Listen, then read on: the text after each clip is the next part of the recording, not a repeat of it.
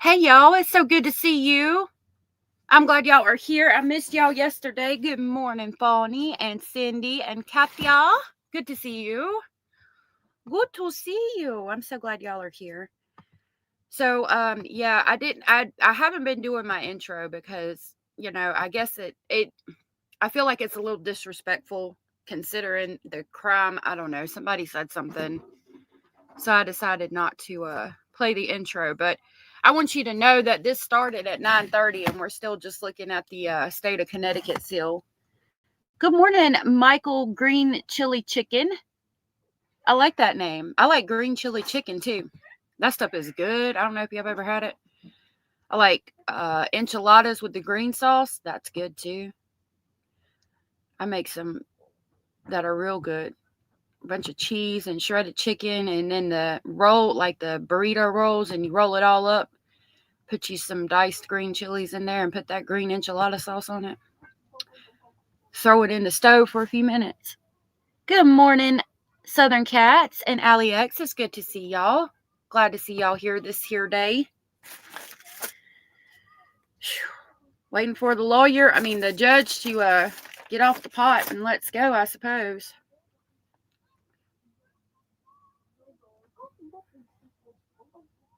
Hey, Parabandy, good to see you. All right, I've got it pulled up on my phone. I was going to show y'all. I saw this commercial this morning. Hey, Cara. Was it? That sounds good. Let's see. I saw this commercial this morning and I was like, what on earth? Y'all, I don't know if y'all heard that song by Bad Barbie, but I was like, I don't know what this is all about. I need to look into this. Okay. Let me find that commercial. Right here it is. Look, y'all, look at this commercial. Hey, Leonore. Hey, Smoky Mountain. I'm going to give y'all a trigger warning. It's like graphic. I can't believe it. Magazines, you've read it in the newspapers. In fact, perhaps you've even seen the owner's picture. Ralph Williams, the owner of Bayshore Chrysler Plymouth, 345 El Camino Real in the city of San Bruno. You notice the big bald-headed son of a bitch? The man that came to San Francisco to offer them more for the dollar they spend. The man that came to San Francisco to rape each and every citizen in the whole San Francisco Bay Area. You don't believe it? Listen to me. I don't lie. Take a fucking car like this. A 1966 Ford, a Country Squire 9-factor station wagon. Don't worry about the equipment. Imagine all the fun you can have in the back. And while you're doing it, imagine all the money that bald-headed prick Ralph Williams is going to be making on the car he's trying to fuck you out of.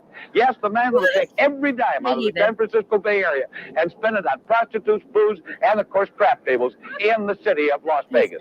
I'm sure you've heard about it. So remember this. If you'd like to get fucked and hooked real hard before you buy a car, come down here. Let Ralph Williams do it. Why not? Why not somebody else? Remember, our address is 345 El Camino Real in the city of San Bruno. But if you come from Marin County, East Bay Area, San Jose, your money spends just as well as anybody else's. And when this bald-headed son of a bitch gets a hold of you, you will spend money. Talking about payments, 5 years payments of $100 a month. You can't get even. So shop before you buy. Bayshore, Chrysler Plymouth. Y'all, what was that? What was that? And it's titled This Really Aired. I was like, oh my God. That is crazy.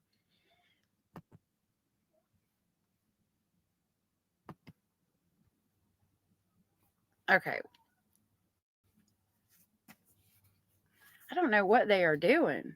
All right, let's look at some I saw something else I wanted to show y'all, but I forgot what it was. Hey AM, hey Jenny Jen, Miss Sarah. Let's see. I saw some other things I was going to show y'all, but I can't remember.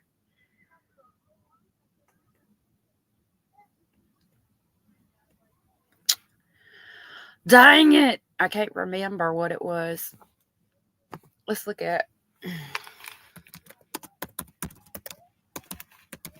commercials.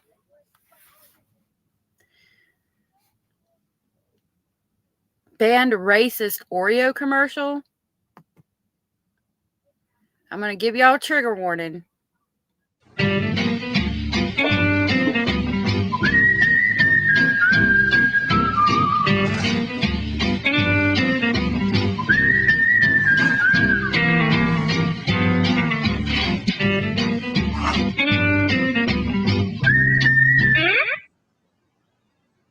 Mom! Chocolate cream Oreo. The most amazing thing to happen to an Oreo in 89 years. Never mind! I don't know that was racist. I didn't get it. You hit 1,000 on your birthday? That's awesome. Today, being retarded means leading a full life. Jesus. Retarded people go to work or school, just like their neighbors, and come back to a real home. Oh my God, y'all. What the hell is this? Katya, that's amazing. And happy birthday.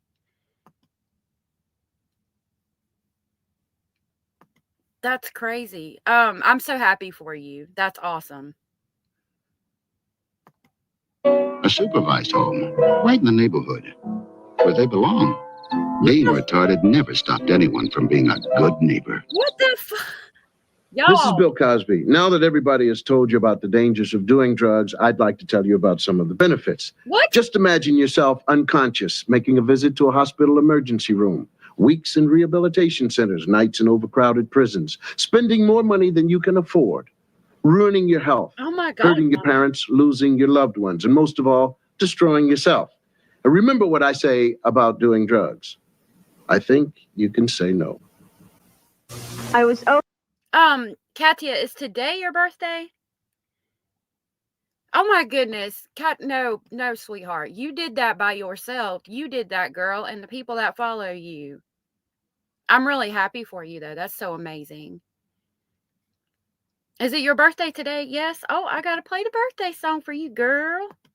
Happy birthday. I'm so glad that you hit 1,000 on your birthday. I know that you had some competition going with that, so I'm super happy for you. This is for you, Katya. Happy birthday. Happy birthday, Katya. I think people are having a way to put words over what they are really saying. Yeah. You're welcome, girl. I'm so happy for you. I'll have to call the person you were in competition with and see if she's okay. Since you beat her. Fonny said, my saint created halfway houses. Halfway houses are a great option for integration into society instead of being in institutions hidden away like in the past. Absolutely. Yeah. Happy birthday. I'm so happy for you. You're doing a good job. You keep up the good work. Yeah, she might be sleeping. You did that, though. You did that, and you keep doing what you're doing. I'm so happy for you. Overweight and look terrible, but AIDS helped me lose 46 pounds. The AIDS diet plan helped me lose 28 pounds. AIDS helps control your appetite so you lose weight, yet AIDS lets you taste, chew, and enjoy. And the appetite suppressant in AIDS is not a stimulant. AIDS helped me to lose 18 pounds, and it doesn't contain anything to make me nervous. Question, why take diet pills when you can enjoy AIDS? AIDS helps you lose weight without making you jittery. Hello, faggot lovers everywhere. I have a message for you from Birdseye. Birdseye faggots will appeal to your whole family. They've made them with lashings of gravy, but they've gone easy on the spice because kids don't like them too spicy, apparently. Birdseye even suggests that people who don't like faggots could enjoy these. I'm going to give y'all a heavy trigger warning. I'll probably have to cut this out of the live. So if y'all don't see it, I will link it in the description box if you're watching the replay. It's titled Poorly Aged 80s Commercials. Yeah, commercials from the 80s. This is insane. Hey, Julie and Anders and Genevieve. Good to see y'all. Anybody else come in? I've got the trial up on my phone. We're still just looking at the Seal of Connecticut. So we're watching commercials like the old days. Hey, Mallory. Y'all, this is insane. Oh my God, Southern Cats, you remember AIDS and you used to steal them from your friend's mom, and they did taste good. Oh, wow. Interesting. Cara said my boss's face when he walked into my office and heard even retarded people eat Oreos. Oh my God. Oh Lord.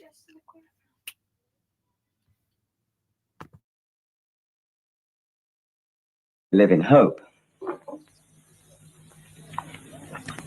You know, that could be right.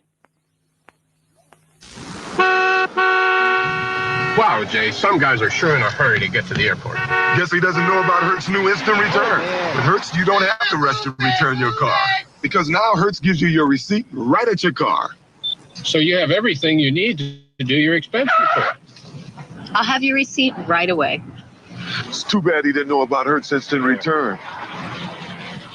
Now at Hertz, you can rent a T-Bird for just $39.90 a day, or a Lincoln Town Car for just $44.90. Does anybody rent cars and know what the prices are now per day? Yeah, Cara, it's called it's titled Poorly Aged 80s Commercials. I'm gonna drop it in the description box. I'll grab it and drop it in there before we go. I'll try to grab it and drop it in the chat real quick. You remember that commercial? You had to force it to spell it. AIDS were like little chocolate chewy candy. Oh, is that what it was about that one? It was OJ. I didn't get it on that one, so maybe that's what it was. Smile, Darky, smile for me. Darky toothpaste gives you a cool, fresh, tingling taste. Smile, Darky, smile for me. Darky with fluoride protects your teeth for clean, brighter smiles. Darky toothpaste, so fresh you can feel the difference all day long. Smile, Darky, smile for me. Darky toothpaste. Look at the tube. Like even the tube is racist AF. It's got that picture of that guy on it. Oh my God. Nestle white chocolate commercial. I dropped the link in the chat. Oh my God. This is awful. Y'all, I'm telling you now, heavy trigger warning. But I'll put that up too just to be safe. Yeah, Leonore, there is. I'm waiting for them to come to court. That's what we're doing. We're just waiting for them to come to court. Hold on. Let me pull it back up.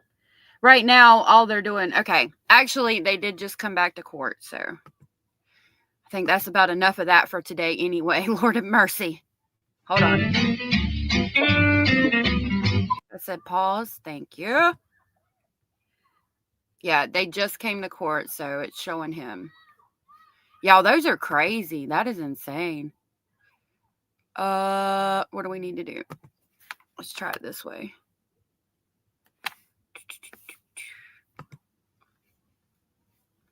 All right. I don't know why it doesn't pull it up that way.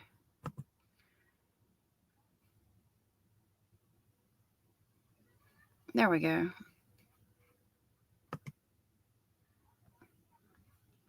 Okay.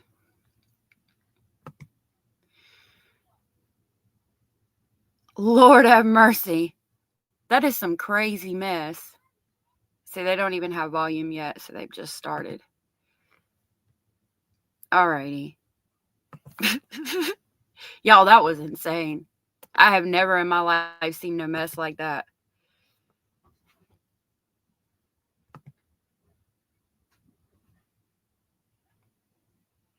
All right. I wonder what they're talking about. I wonder if he has thought about, I don't know. I wonder what his thoughts are on the trial with everybody coming up and testifying and all that. All right, there we go. Now hopefully it will be good. Hey, Stoic. Historical nostalgia at its best. At its worst, possibly.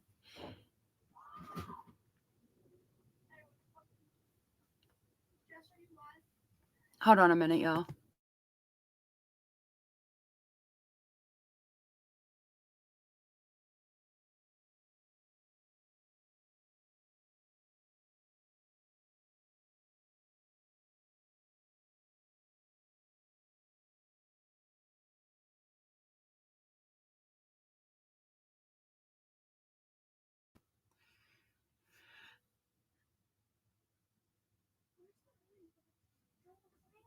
Yeah, they're never on time.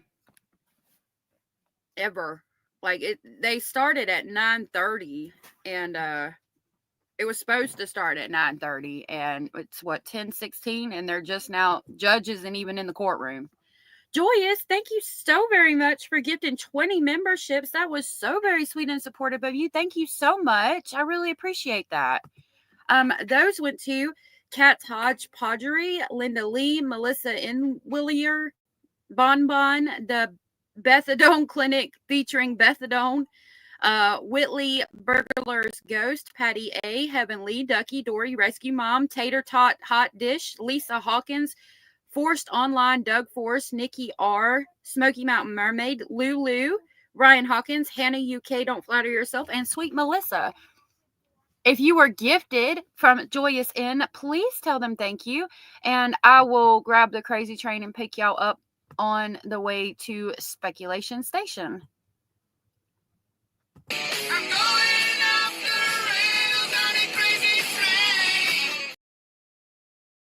Off. Sorry, I didn't mean to scream. I was telling the kids to turn the phones off. I don't know if I screamed in your ear. I apologize. Yeah, so now they're, as you can see, Leonore, now we're back at looking at the thing. Hold on. It paused for a second, but yeah, see, now we're back looking at the state of Connecticut seal. So, Joyous, thank you so very much for that. That was so very sweet and supportive of you. I really appreciate that. I guess we can continue looking at commercials. Let me pull it up. See, this is how it goes with this trial. Yay! Yep. Okay, I guess we'll go back to the commercials. This is crazy. I hate the way that they go to... They never have court on time. Everybody's always late. Okay, where... I want to see my history. Like, that's what I'm looking for. Oh my gosh. Fine then.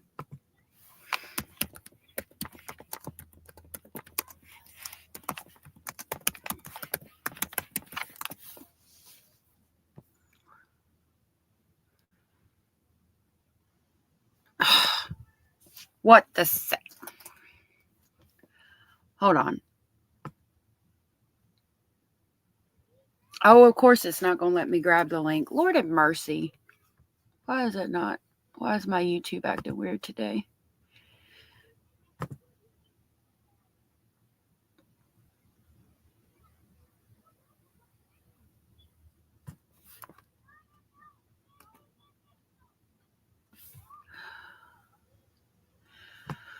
Why are you acting weird today?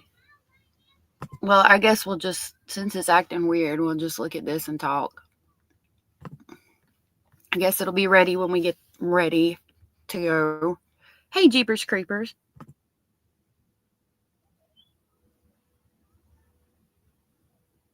What did Fonny say?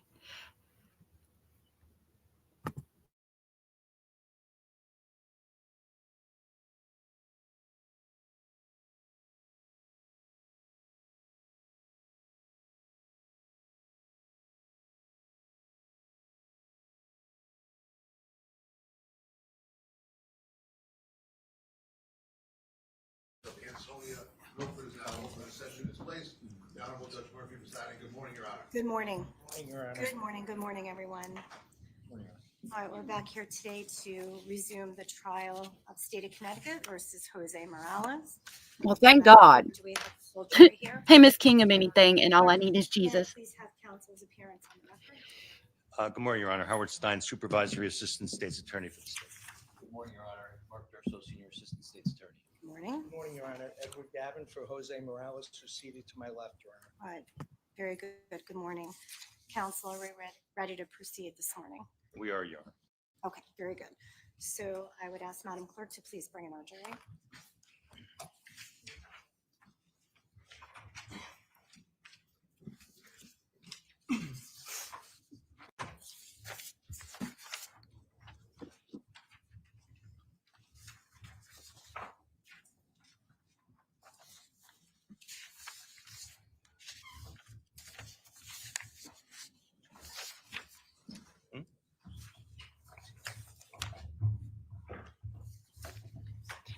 The judge said, "Good morning, everyone. I apologize for the start. My Instacart order was delayed. We're ready to start for at least 10 to 15 minutes before breaking, 15 to 30 before breaking. And they will break in like 30 minutes. Again, I don't know what's going on with this judge.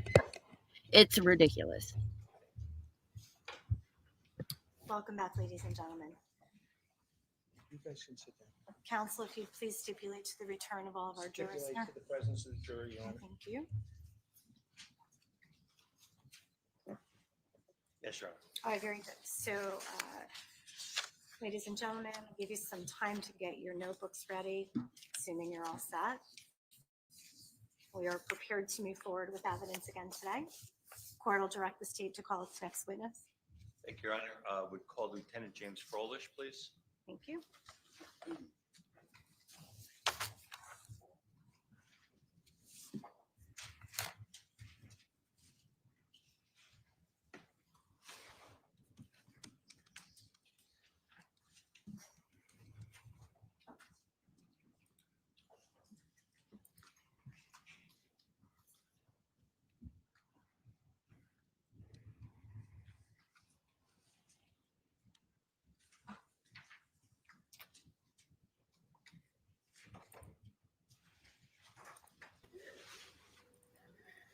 Joyous, thank you again for gifting those memberships. That was really sweet of you. Hey, everybody coming in. It's good to see y'all. Please step into the witness box. Please watch your step as you do that. And if you wouldn't mind, please remain standing. Madam Clerk will put you to oath. Thank you. Please raise your right hand. Do you solemnly swear, solemnly and sincerely affirm, as the case may be, that the evidence you shall give concerning this case shall be the truth, the whole truth, and nothing but the truth, so help you God or not guilty of perjury? I do. Please state your full name, spell your last name.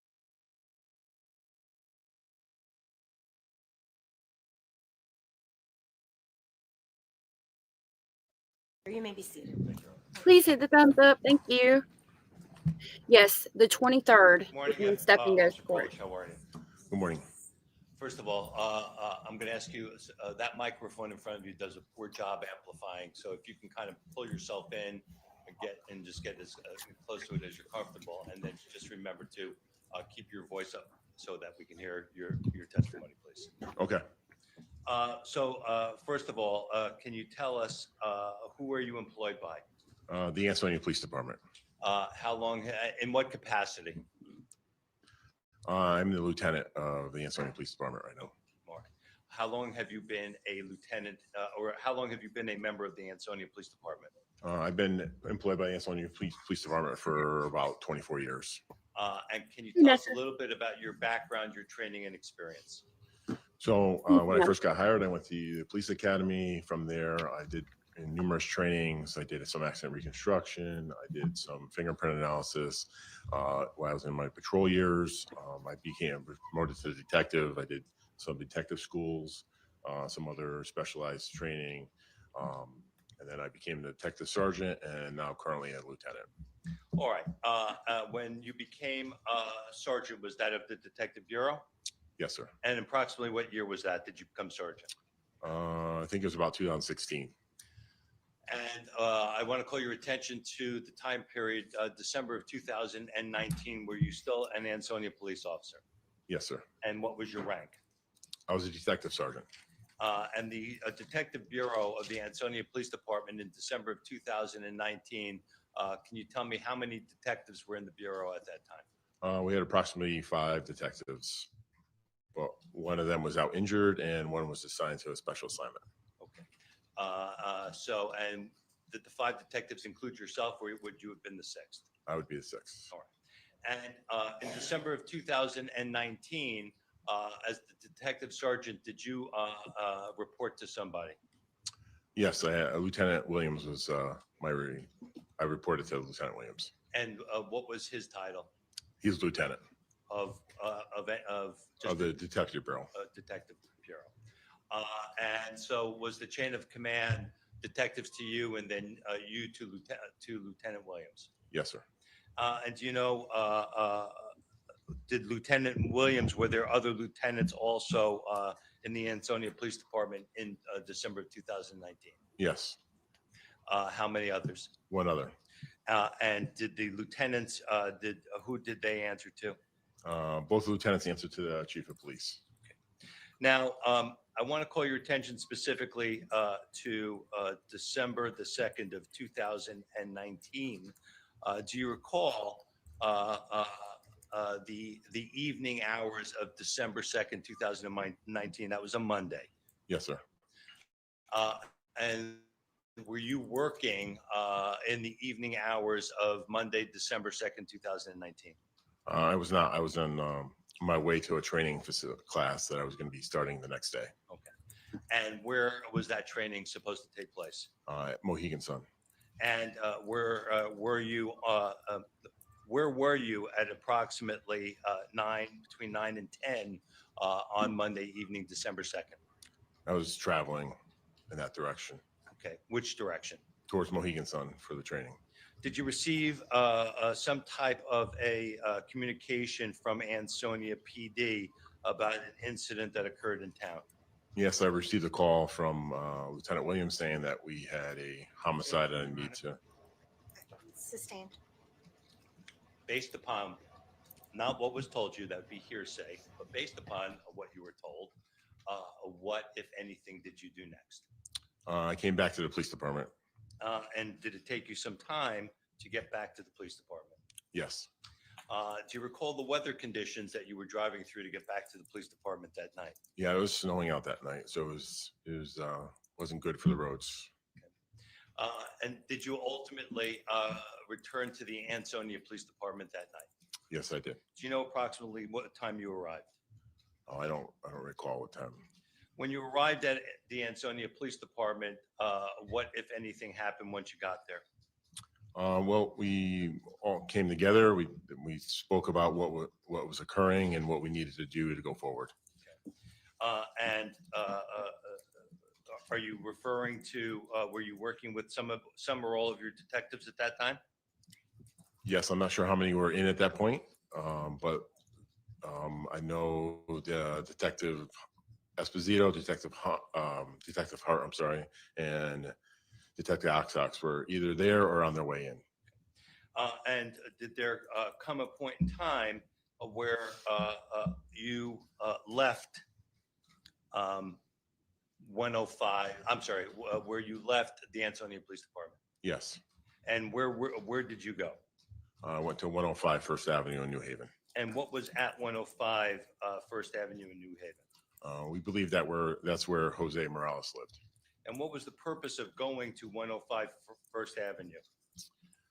Well, we were unsure of where Vanessa Morales was, so we're trying to locate her, and we assume that he would be the next logical person to speak to since he was the father of Vanessa Morales.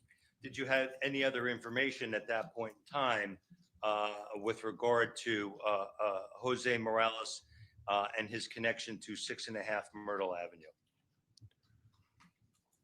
Well, the family members of Christina Holloway stated that he... I'm not going to claim what they said, but with regard to, at that point, did Ansonia Police have any information with regard to a person who was seen leaving from 6.5 Myrtle?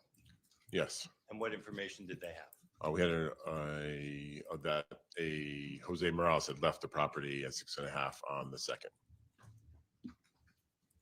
Now, did you, when you arrived at 6.5 Myrtle, do you know approximately what time it was? Can you repeat that, please?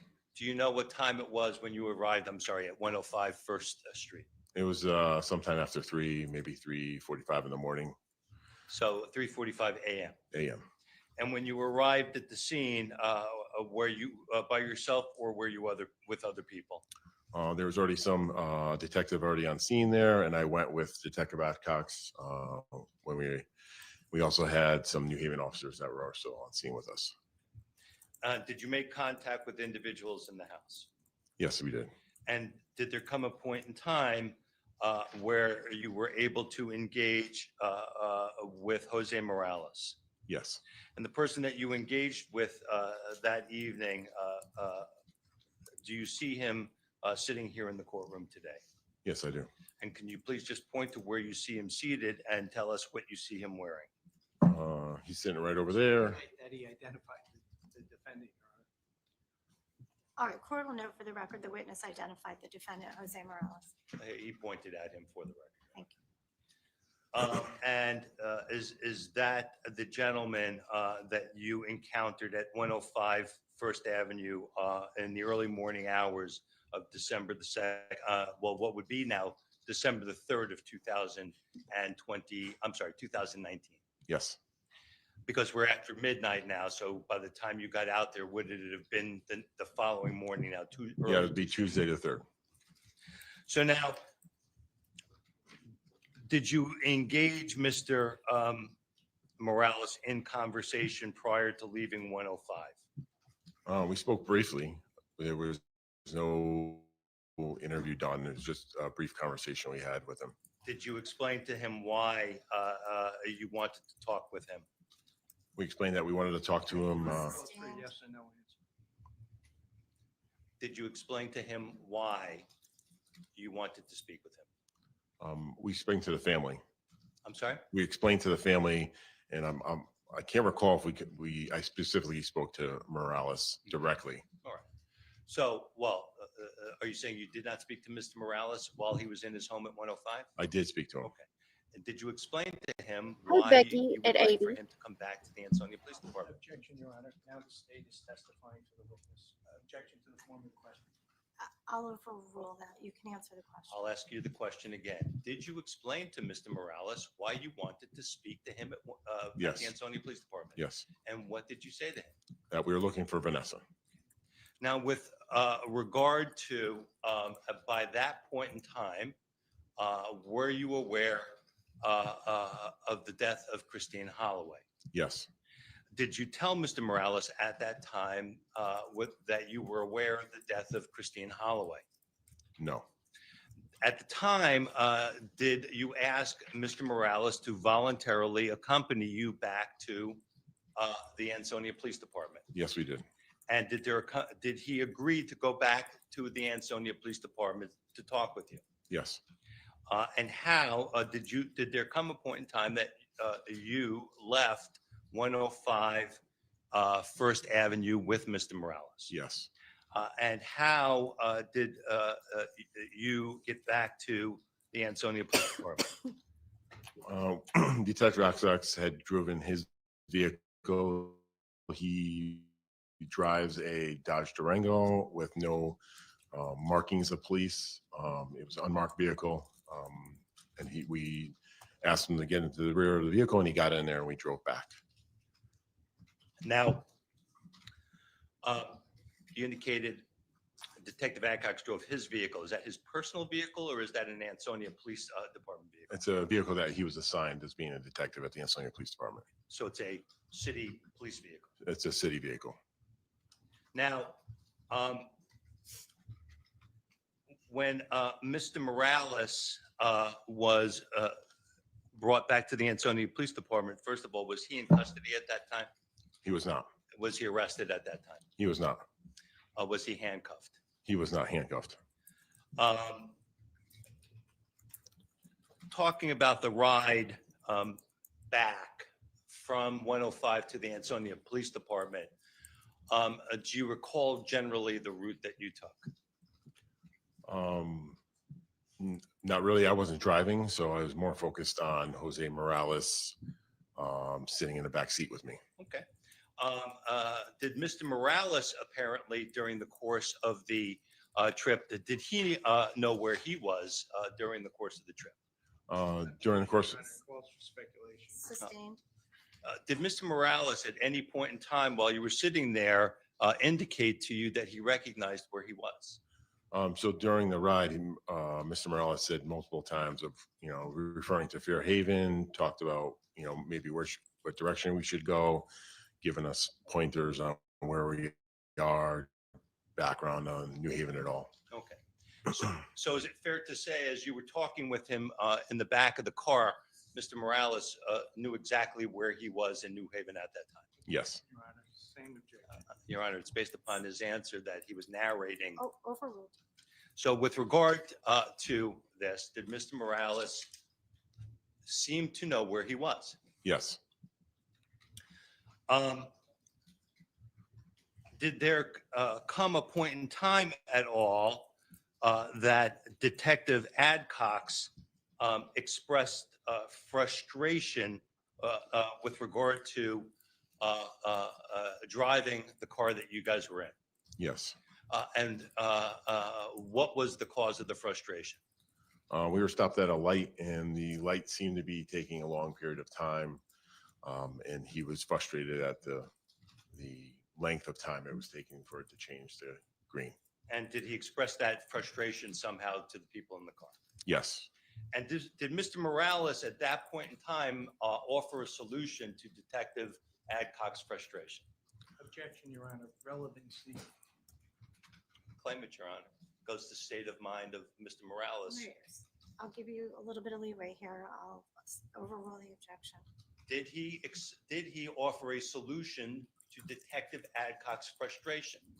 Yes, he told Detective Adcox, if you roll up a little bit more, maybe you can trip the light and cause it to turn green. Did he specifically say with regard to what he would be tripping? Just move up. Is there something in the roadway that would cause the light to turn green?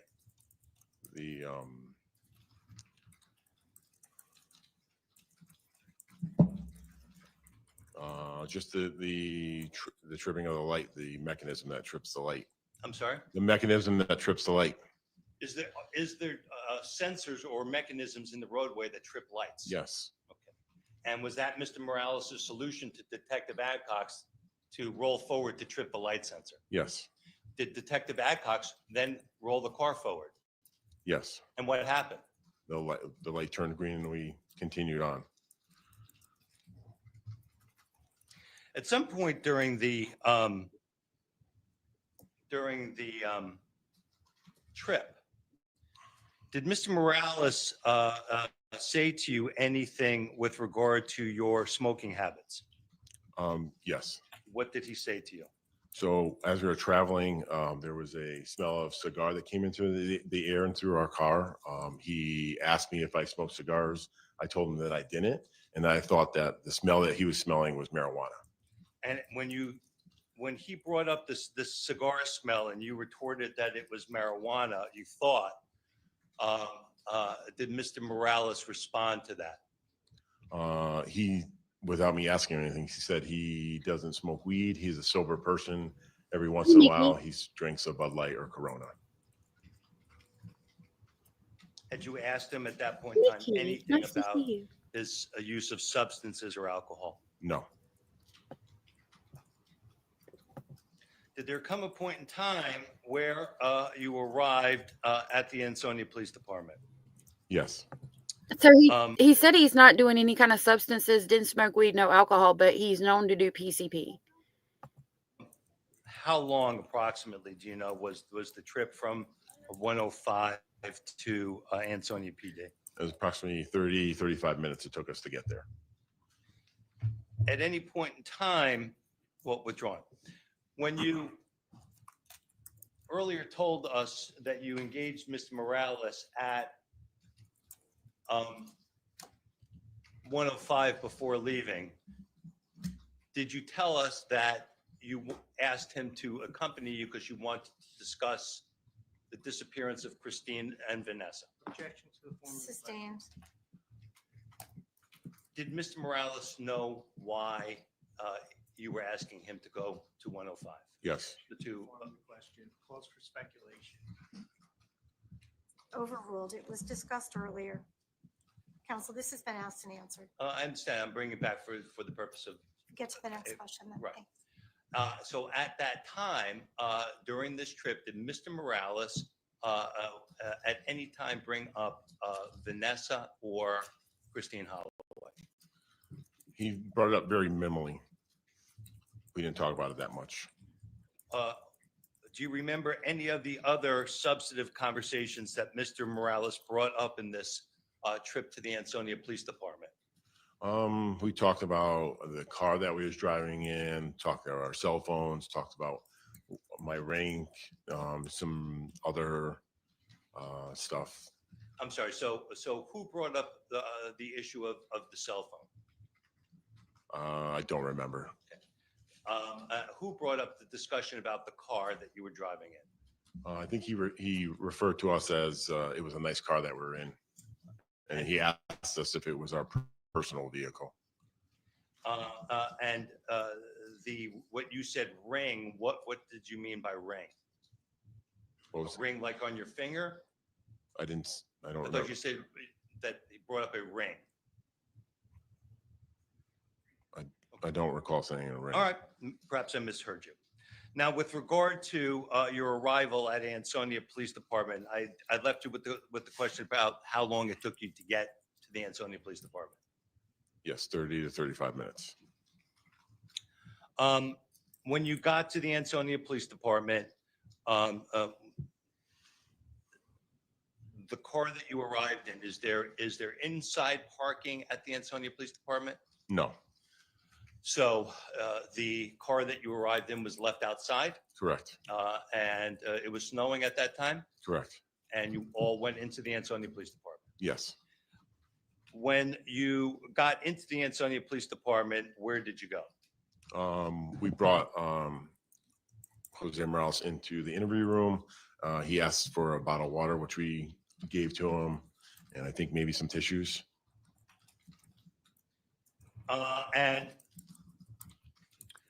And I'm sorry, I know at the time of this, which building was Ansonia PD in at that time? 2 Elm Street. Okay, so this is the old, what is now the old Ansonia Police Department. Correct. At that time, you brought him into an interview room, and I'm sorry, you got him what? We asked him if he wanted a bottle of water. We got him a bottle of water, and I think maybe some tissues. Okay. And the room that you brought him in, do you know, was it equipped with a camera? Yes, it had 2 audio recording cameras in the room. And when you brought him into the room, what was the purpose of bringing him into the room? So we discussed why we brought him there to speak about where possibly Vanessa could be. And at that point in time, were the cameras rolling? Yes. And was an interview conducted with Mr. Morales? Yes.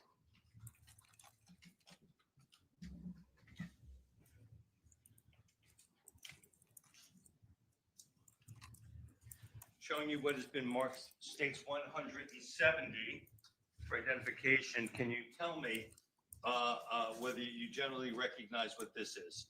Yes. What do you recognize it to be? It's the Jose Morales interview, the interview room on 12/3/2019. And did you view this interview at some point prior to coming into court today and testifying? Yes, I did. And how are you aware that you saw this interview? I have initialed it and put my badge number on it. And do you see your initials and your badge number on it at this point in time? Yes, I do. Was it a fair and accurate representation of the interview which you conducted of Jose Morales on December the 3rd of 2019? Yes, that me and Detective Akash did. Thank you. I'll offer this now, Your Honor. States 170. Your Honor, I had an opportunity to review the video. I have no objection to its introduction as a full exhibit. All right, no objection. Court will accept into evidence states 170 full.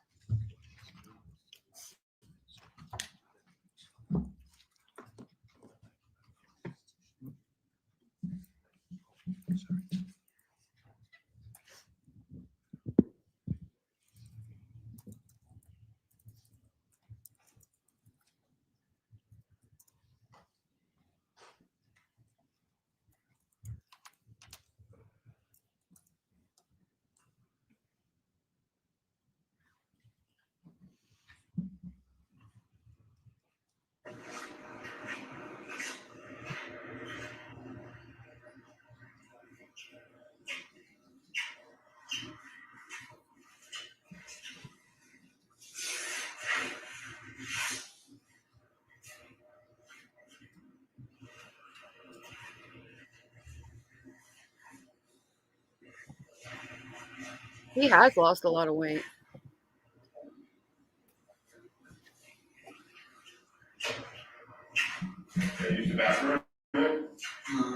pretty good. Then you gotta take this. So, then you gotta take this. You second? You bring you a bottle of water. His face is red and he appears sweaty, so I think he still might be on substances, even though he's claiming he's not. Yeah, his arms are tucked into his hoodie. I'm glad you're feeling better, bad girl. That's so good. I was real worried about you there for a minute, love.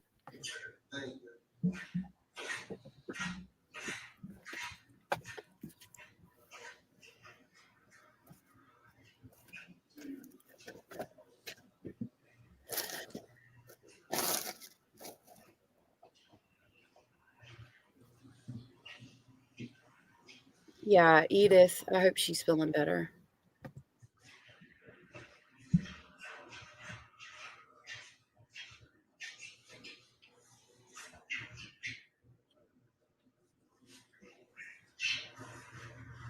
No, I think they're coming in a door that's like probably kind of under the camera.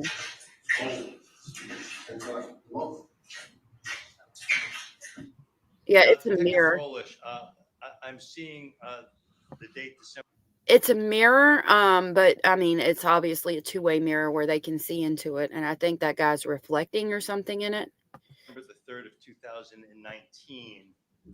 Was that the date of this interview? Yes. I'm also seeing a marking 054231, at least on the screen now. Can you tell the ladies and gentlemen of the jury what the significance of that is? Well, that would be the recorded time of the interview, but I'm not 100% sure if that's the correct time. I didn't verify that. Well, do you know, you indicated you arrived at 105 First Avenue at what time approximately? Approximately like 3:45 in the morning. And on the 3rd. how long were you there for before leaving? I'm not sure. Maybe 20 minutes, half hour. I'm speculating at that time. And then it took you how long to get back to the Ansonia Police Department? 30 to 35 minutes. So is it fair to say that at least from the time that you arrived at Ansonia to the time you got back, that was at least over an hour? Yes. So are we safe to say that this is sometime at least after 5 a.m. in the morning? Probably. All right.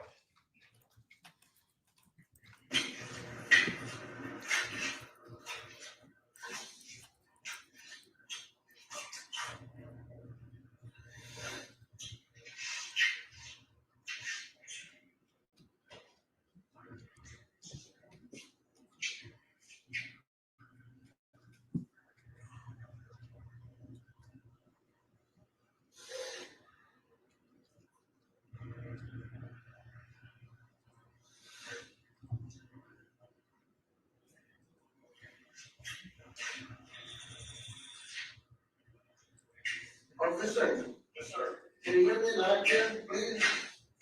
Check this up there. Yeah, check it in. Oh, clear enough. Yeah.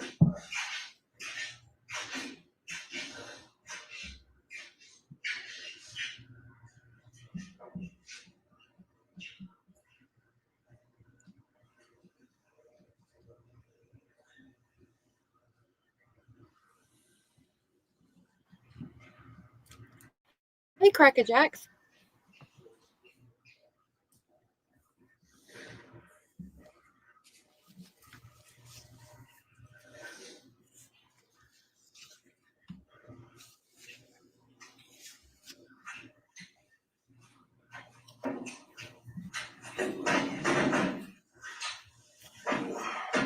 So where'd you grow up in New Haven? Yeah. Oh, you did. Well, in 1989, we came to the United States. We went to the disaster. We did the disaster. We were out ago. Hey, Chad.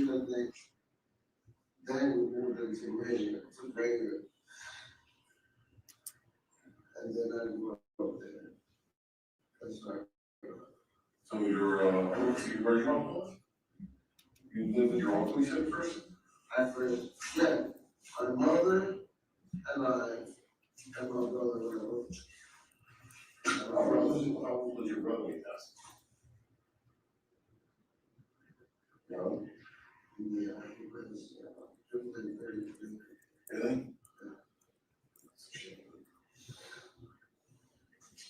So we came over here. So the kids, I go away that my uncle lived here in the United States. We lived in Puerto Rico. He went to Puerto Rico to visit, and my cousins were telling us about snow. I can't believe it. We're like, no. So we started inviting my father, my real father. Can we go through this, go this, go this? He said, okay. So we ended up making a trip here to visit in winter time to see the stars. Like that. So we get to visit the Cheshire Mall. And this is how it was by my presidents. And we stood there. So when we were there, my father was very abusive. So when we were there, I mean, I'm talking about when we were there, he got into a fight with my mother. So my uncle didn't appreciate that. So my father and my uncle got into an argument.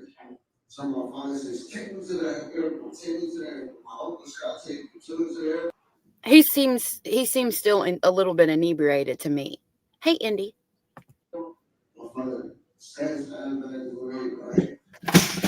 My mom and us were supposed to go back to stay. So my uncle and us, they was going, you know, you don't have to go through that. Because in Puerto Rico, it was different. In Puerto Rico, you beat your wife, this what he's coming with, you know what I mean?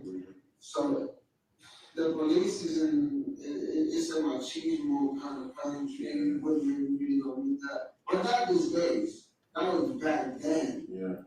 I don't like, not right now, we feel like another state.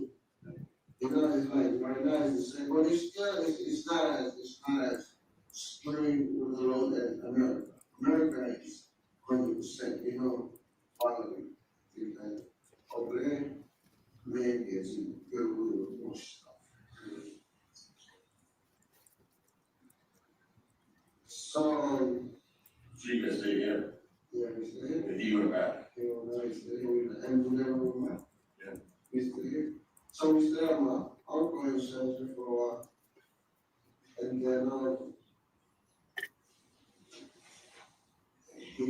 I guess we have my mother out or whatever, trying to get to state and stuff like that, so we moved to still here.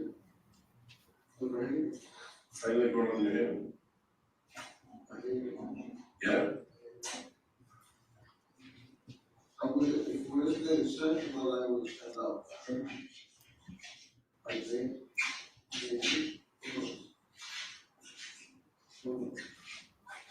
I'm like, a little tired, buddy. Yeah. You should be tired too.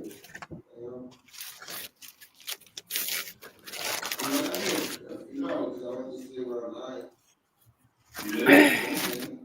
You know, my son, we were watching TV, we were watching The Arrow.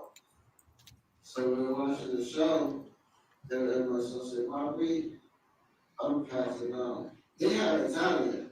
The mother's Italian. Can they speak Italian? No. Wow. English and a little Spanish. You're not teaching them Spanish? Well, they understand 100% Spanish. Yeah. But they don't know how to speak it. You really don't speak it. But they're like, if I speak to them Spanish, they understand.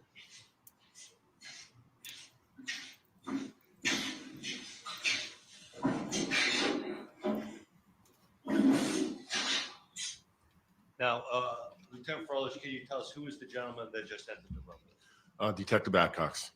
And was he part of taking the statement with you and Mr. Morales? Yes.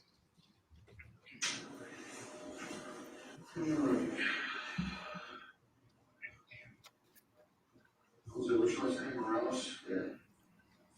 Which they birth 11/12/1976. Didn't know the door kind of closed. You're free to leave. We're here and talk to you. Check your. I'm free to leave. Well, the one goes at home. No, you're right. I'm just saying you're not like home captain here. About like. So why I came here for? To talk to you. About what? I'm trying to find Christine and your kid. All right, well, that's exactly what I've been trying to call her to. Okay.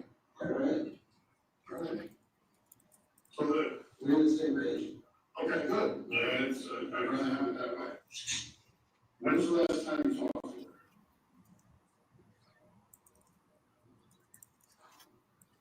I talked to her, I think it was Monday morning, when she was going over. That was yesterday.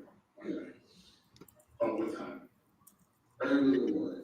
Okay. So that was talking on the phone or in person? Face to phone? He's definitely still high, in my opinion. Did she say anything? Was there a problem? Was there any kind of issue? No argument? No. Did you hear anything in the background? She didn't sound like she was having any problems? Did she sound different than your normal conversations? Well, it was super fast. It's like she couldn't get the phone. That kind of got me like she don't understand the phone. Like I called her, she don't understand the phone. I don't know. Just give you short answers and try to. How are you supposed to for us again? Wait. That's not normal. That's not normal. Well, listen, because sometimes for a while, sometimes it was early in the morning and stuff. Okay. Did you stay over there this weekend? No. You didn't stay over there this weekend? Do you normally stay over there during the weekend? Sometimes I do, yeah. Not normally, but sometimes I stay over. All right. So when's the last time you saw her in person? Friday. Where was that? At my house. At your house? Yeah. She was there? Yeah. Okay, with Vanessa? Yeah. Okay, so left. So it was Friday, you were with her? Yes. And Vanessa? She came over to our house. She came to visit you, Yeah. so she drove? Yeah. No, wait. Thanksgiving Eve. It's Thursday. Yeah. Thanksgiving Eve. She came over and she slept over my house. Her and Vanessa Slept over, okay. Wednesday. Hey, Hugh. Let me get that right. Thank you for hitting the thumbs up. Wednesday, after work, she got out of work around 3. She had an early day. So Wednesday. He's definitely still inebriated. So I said to her, pack a lot of stuff and come over because my wife said we're going to stay over for Thanksgiving holiday, whatever. So to spend Thanksgiving. So she came over with Vanessa from work, right before work. She packed the car. Good morning, Borba. And she slept over. Are you naked? She slept over. Yeah. So Thursday she slept over too. She hangs out with you guys Thanksgiving. Yeah. And then when does she leave? Friday. So she slept over again. She slept over until Friday day, not from Friday to Saturday. Right. From Thursday to Friday. So Wednesday to Thursday, Thursday to Friday. Exactly. And then when did she leave on Friday?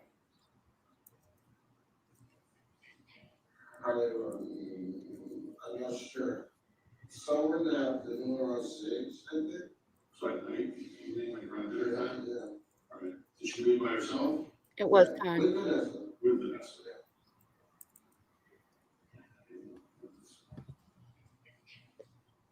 And you're assuming she went home? Exactly. I assume, yeah. Or you know, because you. I don't know where she goes. Did she have any friends that she hangs out with? Nothing. Well, Yo, I think he'd have a better chance at claiming temporary insanity due to the PCP. Honestly. Girlfriend? Yeah, but we're not that close either. Because she got her own place, she do her own life, she got her own apartment. But she got this apartment over here. She asked me if I can help her out, like with the lease, because I guess the landlord over here, they want to give it to her by herself. So she said, you know, because I had a good job at the time, that's why I had a good job. He said, you will help us and we did it. I said, okay. I signed the paper, she gave me a break. I signed the okay. So she got an apartment. Because she was leaving, she used to live with my brother Steven and Charlotte. That's where she lived for like 3 years. She was living there when we met. Before that, she lived in Richmond. Then, when she got pregnant, we were dating when she was living with Steven, her name was Steven, and then we came to her, whatever. When, right before the baby was about to be born, Steven said, you gotta leave. You kicked her out. I don't want to hear babies crying in my house, this and that. Because you're in a rooming type of thing. You know, she get around. But now Steven had a new girlfriend. The reason she moved in with Steven was because she was helping him pay the rent. But then he had a girlfriend that was helping him, so now she became the third wheel. So then the baby, so they asked her, she got to go out. She started looking for an apartment, so looking for an apartment. She started looking for an apartment, so she found this apartment somewhere around here in Charlotte. No, not in Charlotte, in Charlotte. Where, is it the same apartment she's in, right? Yeah, that's where she found that apartment. So, listen, yeah. So maybe I'm sure I get this right. She left your house, or your parents' house, on Friday. Yeah. With Vanessa. Yeah. You didn't go with her? No. So where did you stay over the weekend? I stayed with my friend Hector. Hector. He was in the singer. What's Hector's last name?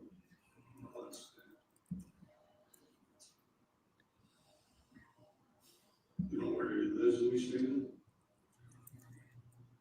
Does he know your Christine? Or he has no idea? So he has no idea of Christine. So, You know that girl. Christine, your only girlfriend? Or you had other girlfriends? She had other boyfriends? Y'all. We're not that close.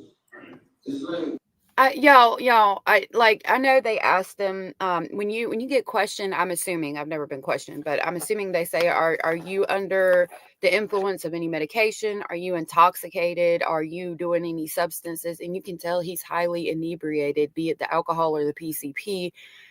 But if he said no, he's not intoxicated or inebriated and continues to answer these questions, even though they can tell that he is, like, what does that mean? Does that mean everything he said is invalid because it's obvious he's intoxicated, or because he said he's not intoxicated, we can go ahead and question him and maybe he'll be more truthful and forthcoming because he's high? Like, I wonder how that would go. I have questions. Hey, Justice Jane. Thank you for hitting that thumbs up. I appreciate it. Oh my God. Bad girl, that's crazy. We have a baby, but it's not like she my girlfriend.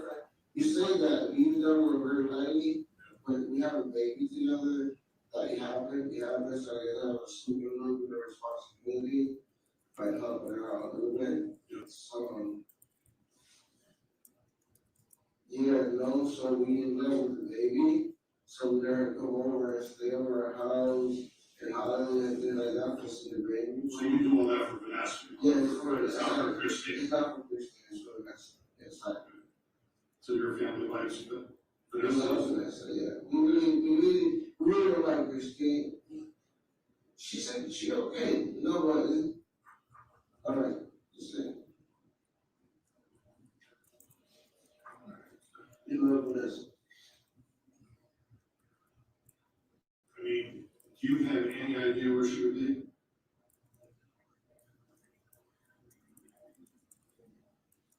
No. Zero. No idea where a 1-year-old would be. Vanessa? Yeah. No. And Christine is an adult, so I mean, we're concerned about Christine is Vanessa. I figured. Okay. I'm saying that an adult's an adult, they can come and go and do whatever they want. Yeah. A 1-year-old's at the mercy of whoever's with them. You think so? All I need? Yeah. Maybe they left together. On Friday? So were you at the house at all this weekend? Courthouse receipts? Did you go there, pick anything up, drop anything off?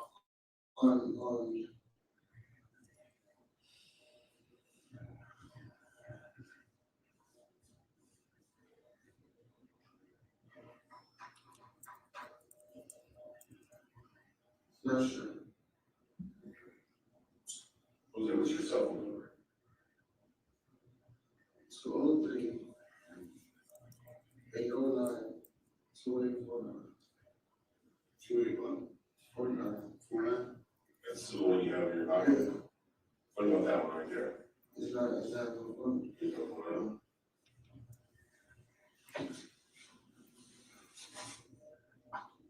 So last time you called and talked to her was for that minute or so? Monday morning. And it was a short conversation and she seemed like she didn't want to talk. What did you call her for? Say hi.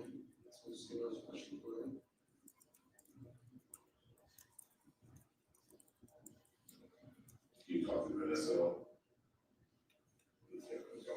I didn't know you was there.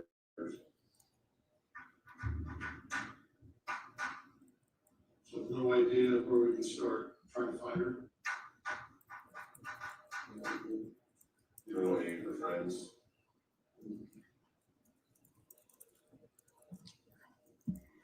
And you don't know about her hanging out with other guys? She probably was. Well, she probably wasn't. Hi, Kelly. I don't know, I'm just asking you if you knew somebody that she would be hanging out with right now. I mean, you go knock on the door and say, hey, it's Christine, Vanessa. Can you, would you show me the phone call that you made to Vanessa on the line? On your phone, please. Okay.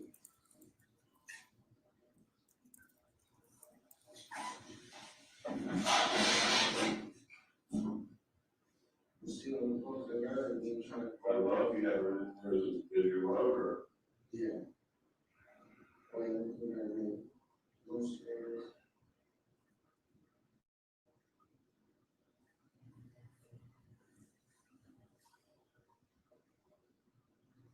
Down calls. So you just had one. This is from, I've been trying to call it. And you have a deal again? Jenny Jen, that's a good point. Jenny Jen said, I mean, if Jose said he wasn't on any substances, they've never met him before and wouldn't have a reason not to trust him, in my opinion. That's a good point. I'm sorry about y'all, that stuff happening to y'all. That's horrific. That's me trying to call her. Yeah. A bunch of phone calls today. That's me trying to call her. Yeah. Cause I was worried, like you try to call, you try to call. You go straight to the voice.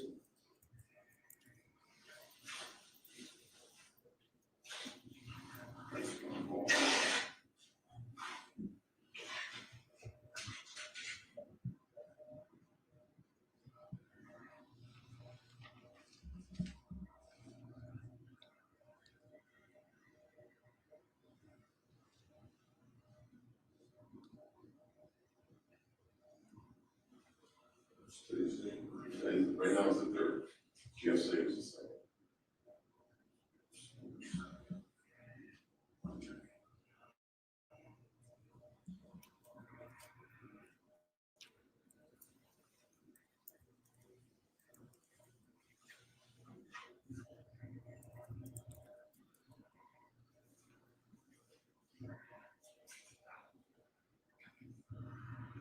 Since you called her at 6:59 p.m. What today? I mean, Monday. I keep trying to call her, but there's no call. There's no call to her voicemail. And it should still show that you dialed her, right? Hey, Ashley.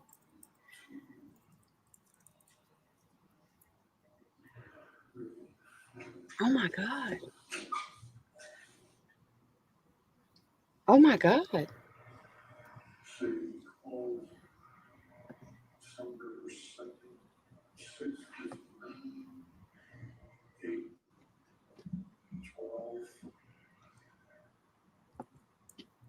Y'all, this is crazy.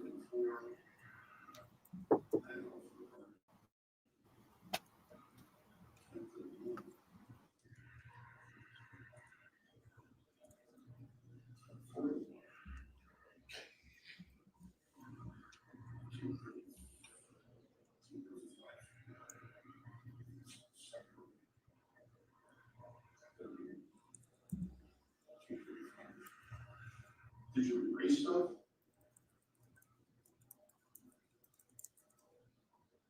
I only did on my, friend was deleting it. I deleted on my call. You didn't delete your son. I'll delete it right now. Oh, you do what you want to.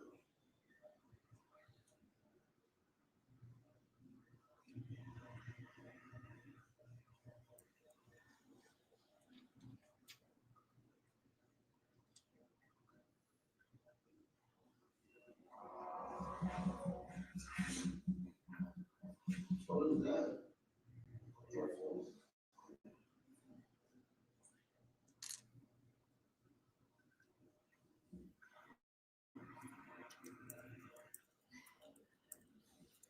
The kids' schools are exposed to that. Other kids, holiday? Yours. Younger? I think it's today. Did you use this phone to call or definitely that phone? That phone right there is, put it on there.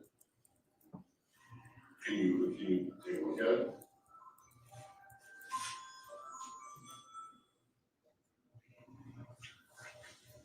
Can you show us the call log on it? This phone will show you the log in. Huh? Yeah, it shows the call log. Maybe use that phone. Because this phone, there's no calls in the morning.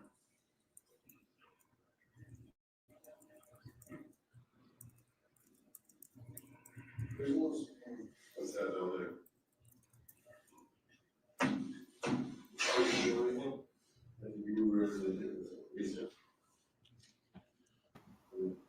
They have got to know he's inebriated.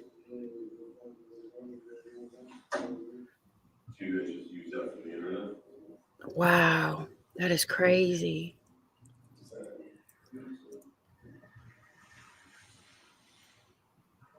Well, I mean, so if you intentionally do something, like let's say him smoking PCP, right?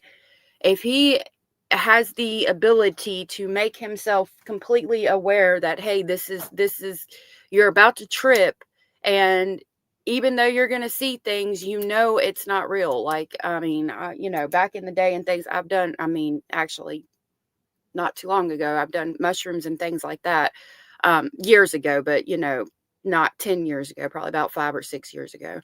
And I went into it saying, I might see things, I might hear things, but I know they're not real. And I kept that in mind. Like, it was easy for me to keep that in mind the whole time. So maybe if it's something you do on the regular and he's like, okay, I'm about to go into this. I know it's not real, all of that. Maybe he can control it. I don't know. Like, that's one of the things I've never done, and I don't think I ever would do, because that's just really scary.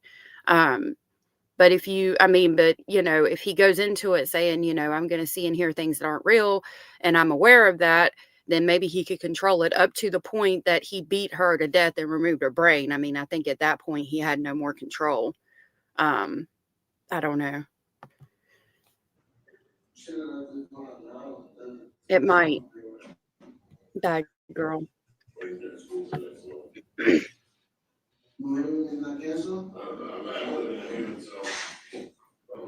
many calls you got in here for this sudden to try to get hold of her? You can call anyone else? No, because I've been worried. My mom tried to call him, I said try to FaceTime her, well, not, with been looking for Vanessa. Can you evaluate like the missed calls and stuff like that, Lucy? You remember Mr. Nelson? I don't know, that phone is bugged out. That phone died out. Is it a smartphone? Jose, when did you go to Actor's house? Friday. When Friday? Friday night. When did you come home?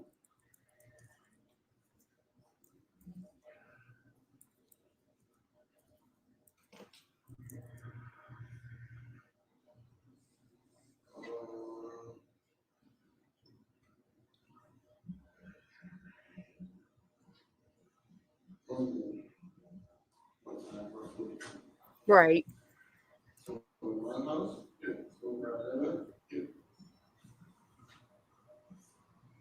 Yeah. You definitely want to be at home alone or, with friends.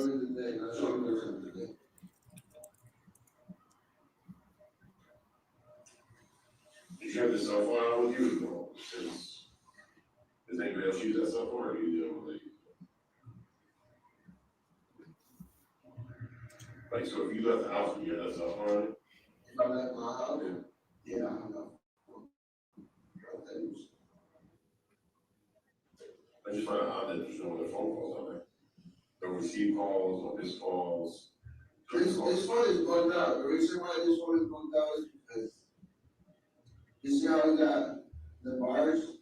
Once he dies, it deletes everything, it dies, and then like right now you have 4 service days. I got 4, you see 4,000 millions, 4 service days. It's a super old phone. What service is it? It's a super old phone, I don't know.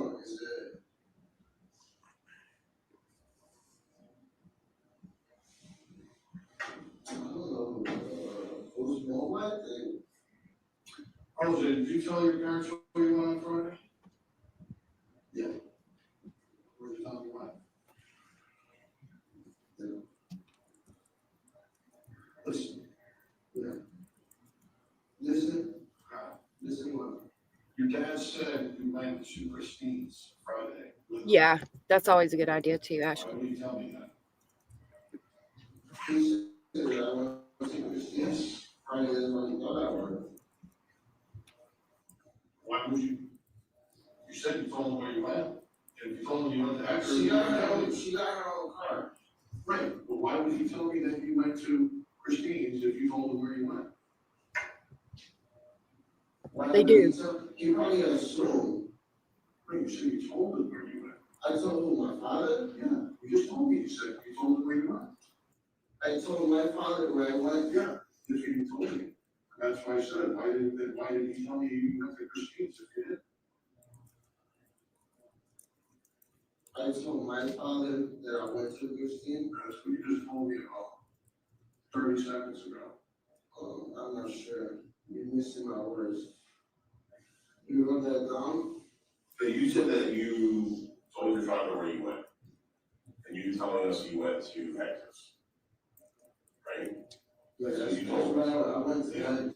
Yeah, so you I didn't tell my father when I went to Texas. Yeah. That's where I went. And when the fact asked you if you told your father where you went, so yes. But it's a whole misunderstanding. All right. So how did Christine get to your house? Central. And what kind of car? I'm not sure. You know what kind of car she has? What color is it? No, this thing. Did you buy a new car?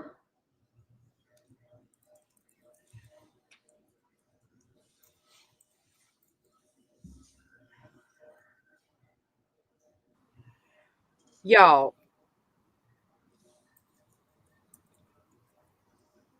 Hard to trick question. Ask if you know she bought a new car. I'm not sure. I don't know. How does your dad know? He knows what? Because she wanted a car. Well, I guess your dad knows a lot of stuff. I guess she wanted a car. Did you know she wanted a car? I think she did, yeah, I think she might have a car. Since I know her, she has the same car, I think she wanted a car. So how did you get daggers? They want a car. What car is that?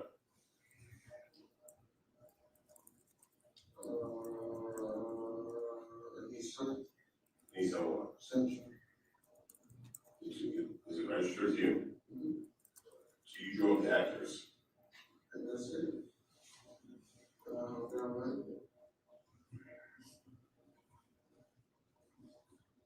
How are you gonna help us find Vanessa? That's what you're here for, to help us find Vanessa. We want to find the one girl. I want to find her too. You need your help, it's one of the reasons we brought you here. Did you call the police? When Steve came to your house and said Vanessa and. Steve called the police right there. He was right there. So he's the uncle, all right? He's the uncle. He's the one that killed Christina. Are you 100% sure that Vanessa is your kid?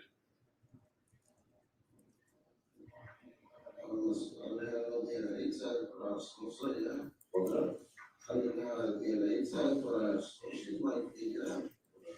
I mean, because someone came to my house and said, Vanessa's missing, and it's not his 1-year-old daughter. I'm worried. That's why I keep trying to call my kids. It was there the whole ride here. You talked about everything but her. The whole ride here, you didn't talk about a 1-year-old daughter that's missing. I don't get that. Yeah, that's, we gotta find her. And the only reason you're here is to find her. Is to help us find her. All right, so where is she? I don't know. So you have no idea. I feel like you don't want to give us any information. Your father gave us more information that you're willing. And you would know every single piece of information that your father would know. She was Christine, that's all I know. Christine's a big girl. I'm not worried about Christine. I'm worried about a 1-year-old that has no control over her life. Zero. That's what I want to find. All right? Not 40-year-old Christine or however old she is. I'm here to find your daughter. Okay. And like I said, I find it absolutely bizarre that the whole ride here. So what do you think? Did I have my daughter hidden somewhere? I don't know. I'm asking you for help to find her. I don't know. You have no idea where she could be, nor did you even really talk about it on the whole ride. So let's talk about it then. Do you have your daughter? Do you know where your daughter is? No, I don't know. My daughter is with Christine. So where's Christine? How do you know she's with Christine?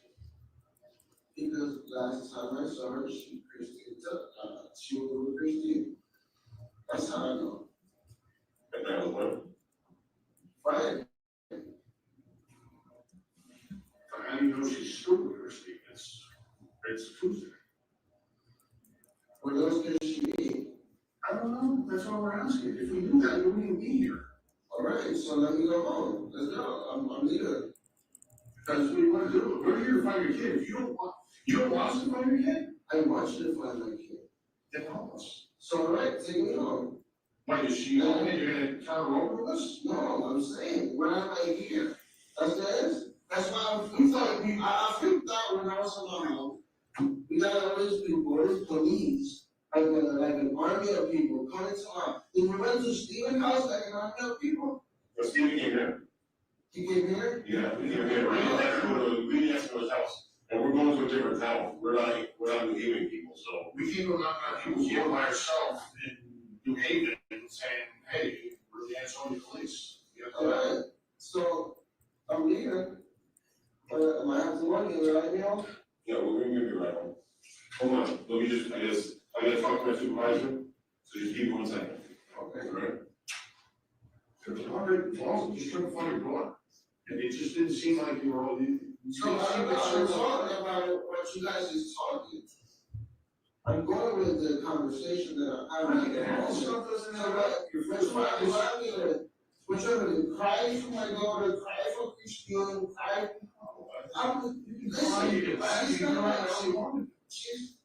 Christine and her, they're not that close to them. Yeah, you said you weren't close to Christine, you didn't care about her, but your daughter was extremely important, you said. Well, I guess, yeah, but my life is the kids that you met at my house. That's what I am. Let's talk about them. All right, let's talk about them. You want to be there for them? Yeah. So I'm going home. Okay. Okay. Just how long do you think that? Keep me updated. What happens if we never find Vanessa? Yeah, Vanessa. What you mean? What happens if we never find Vanessa? Because I don't know where they are. I'm saying if I knew where they are, you would be sitting here right now. You wouldn't be having a conversation. We wouldn't have. Steven is not here, and everybody else is not here. Because they already were here. We already had this conversation. All right. And what I think I get what he said. He is. What is Steven said? He doesn't know where they are. Where is Christine and Vanessa and them? I don't know where Christine and Vanessa are, because if we know. He asked me too, where is she? I asked him, where is she? I don't know. Okay, how am I supposed to ask him, and he said he didn't know. How am I supposed to be the missing link here? And I'm never gonna know. You understand? I'm just trying to be as much information as possible, that's it. That's what I have. And we're trying to find a 1-year-old kid, and some of this information is not adding up. Does it make sense? All right, so take me home. Okay. Do you want to know why you're here? Yeah, I want to know why you're here. I'll tell you. Can you tell me and then we'll go on out? We'll talk more on the way home, but we're waiting for him anyway, so I can't leave without my boss. That's your boss is younger than you. So is he younger than you? You're supposed to be the boss. Why? Because I'm old? Yeah. Because you got more experience, more years, and doesn't mean anything. Okay. So he's the boss. He's the boss. Where goes she's the boss? Age. Oh, that's in the family. This is not a family. Do you realize? What are you saying when you talk to him? His boss. Who's older than him? He's older than him? Yeah.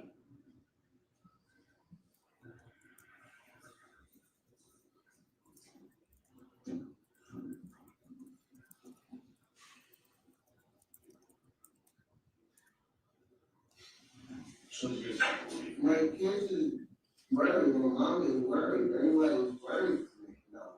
You should be, all right? Well, we told your dad, you come home, you're coming home. I just got away from the boss of the league. I can't bring anything by myself. Okay. What else? How you feel good? How old are you? Because I'm there. The chief is how long have you been doing this? You're a detective? 25 years. You're a detective? How come you're not the boss? I want to be the boss, I like being a detective. If I want to be a boss, I'll be a boss. So you could have been the boss if you wanted to. So you're supposed to make more money? Yeah. Salary is about money. I'm doing that. About the way you like to do.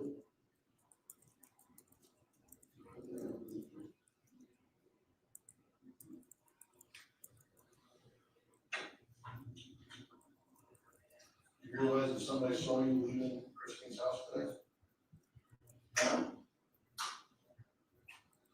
You realize that somebody saw you leaving Christine's house today?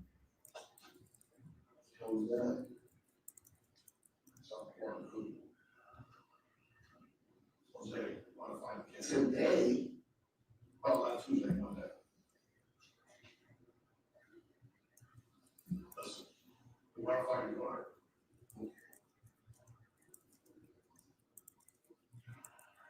Okay, Chris, find her. Not really fine. We're at the house Monday evening. Where's your daughter? Yes. No, you go. I told him, the reason he's here is because somebody saw one second, hold on. When you were going, is he bringing us somewhere? I don't know, pretty much nice. No, you guys taking me home? Yeah, we're taking you home, but we're taking your clothes first. Why? Yes. No, but we're gonna give you a tie-back suit to wear home. We're gonna give you what? A tie-back suit to wear home. The tie-back? The tie-back suit. What is that? I'll show you the second one you bring it in here. The tie-back? Tie-back. Material. It's nothing you're gonna wear out in public, but you're gonna wear it home, so you have clothes. So you have something to wear to get home, changing your pajamas or the tie-back shirt. It's type of material. So you're gonna strip me of my clothes? Why? You're at the house today. Monday. A tie-back suit? Whatever you want to call it, doesn't matter. Let's suppose you stand here and you're getting this little outfit to wear home. You can change when you get home.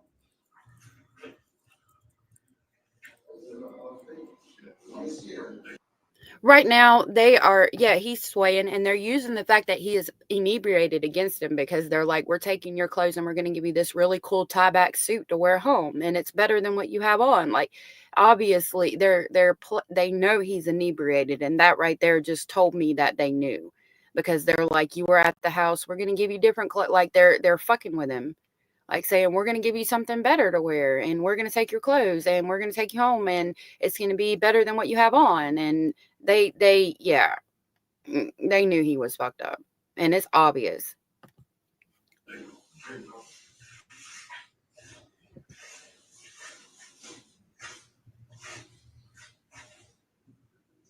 What is that? Yep.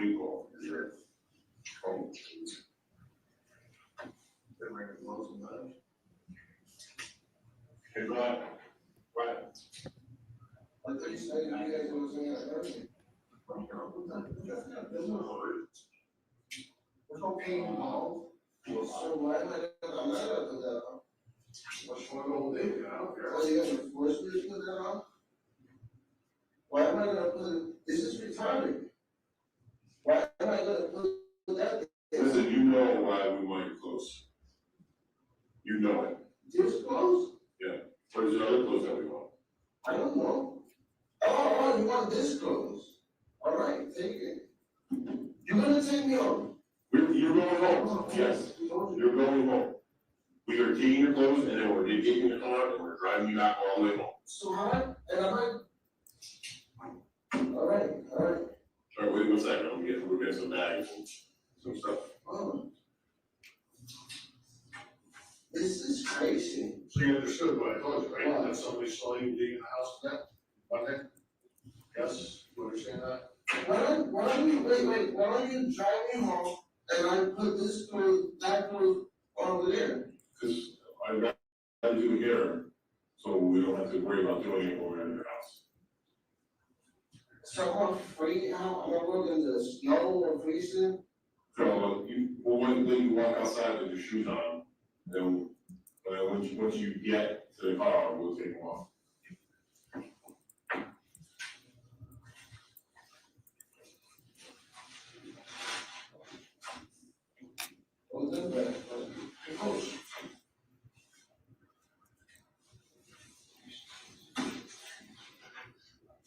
And you got girls over there?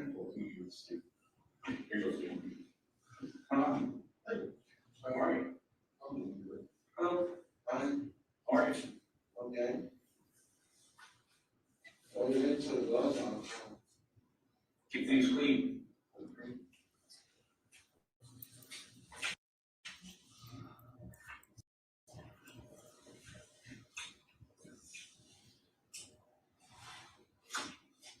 Stand up, please. Take your sweatshirt off. Don't reach into your pockets. Just hold my phone here.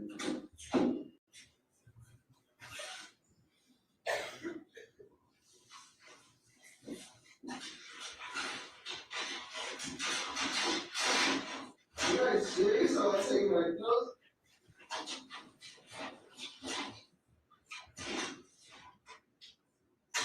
This is ridiculous.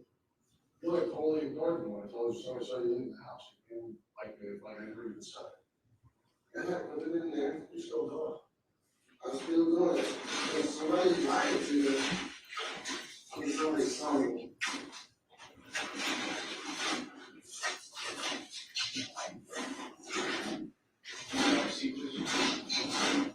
How nice your shoes? We're gonna keep the shoes on until we get back outside. Okay. All right. Now, when you go on, we're all outside. Right floor. Which one do you want up here? This? Yes.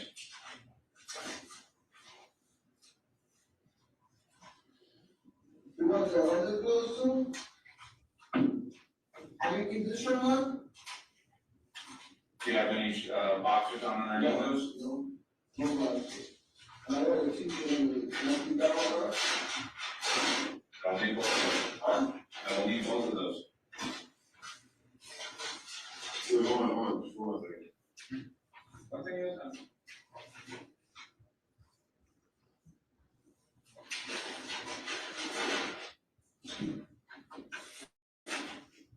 Stop shirtless.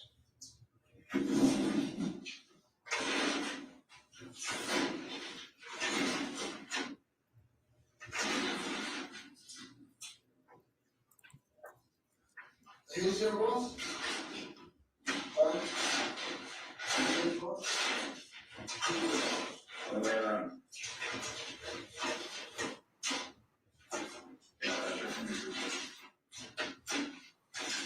I was muted.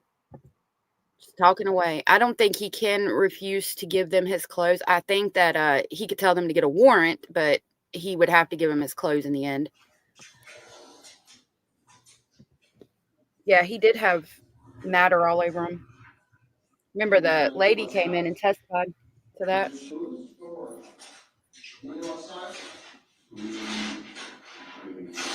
That's crazy. You have to wear shoes for and you take over at all. What's wrong? Where's the socks?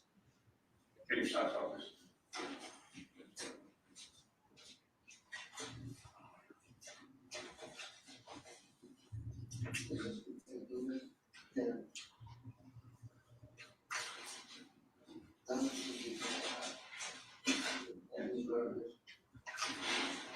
All right.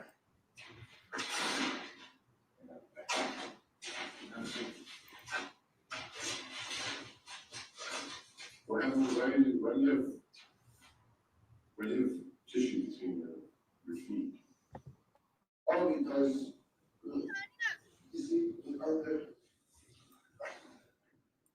you see, you see that? How it hurts. So the tissue dries up for the months. Because if it, you got like athlete's foot or something? Yeah. Exactly. So with the tissue, if I sweat,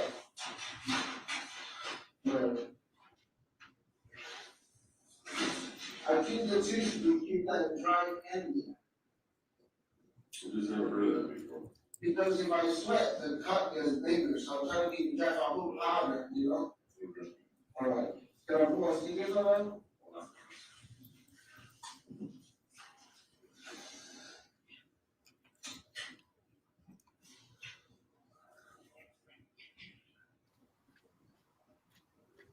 Yeah, those clothes, but they tested him. Remember the lady testified that there was matter and blood all over him.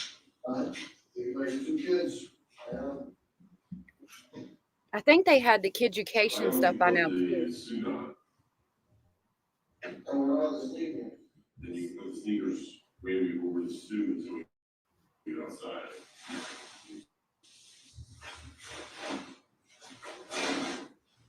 Guys, what are you doing?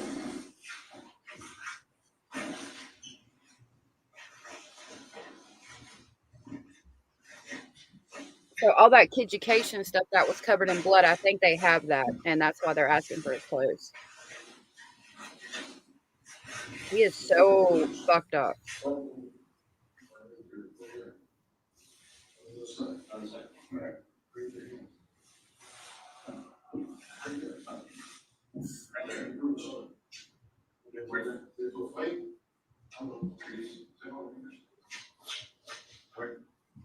Where'd that come from?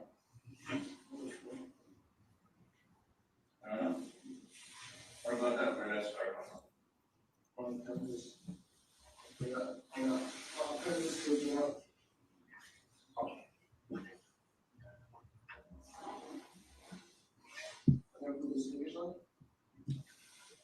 Do we really have to go on like this?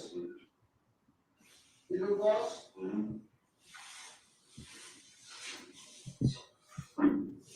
So basically,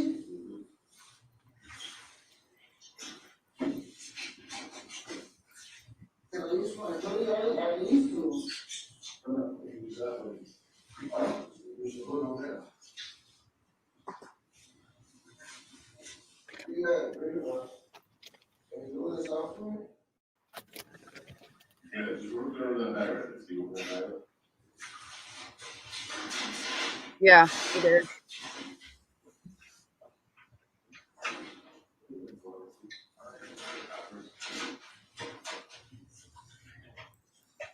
Where's my cell phone?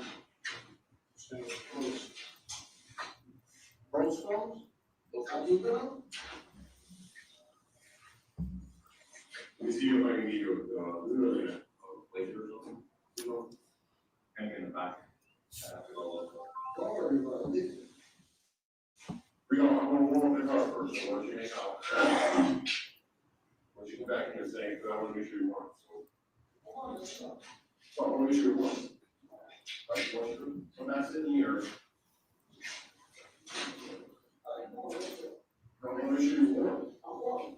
No. I hear what you're saying. Okay.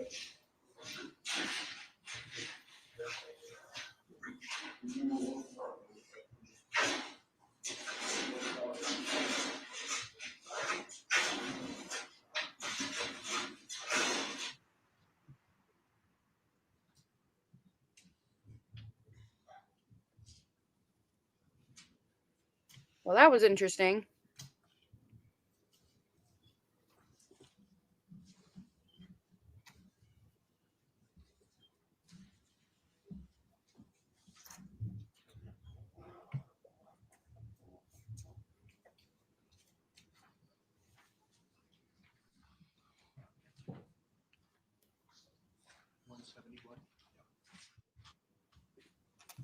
Now,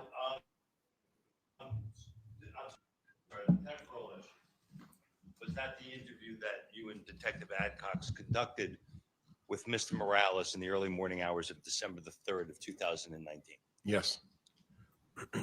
And you took a number of items, or the department took a number of items from Mr. Morales at that time. We saw it on camera.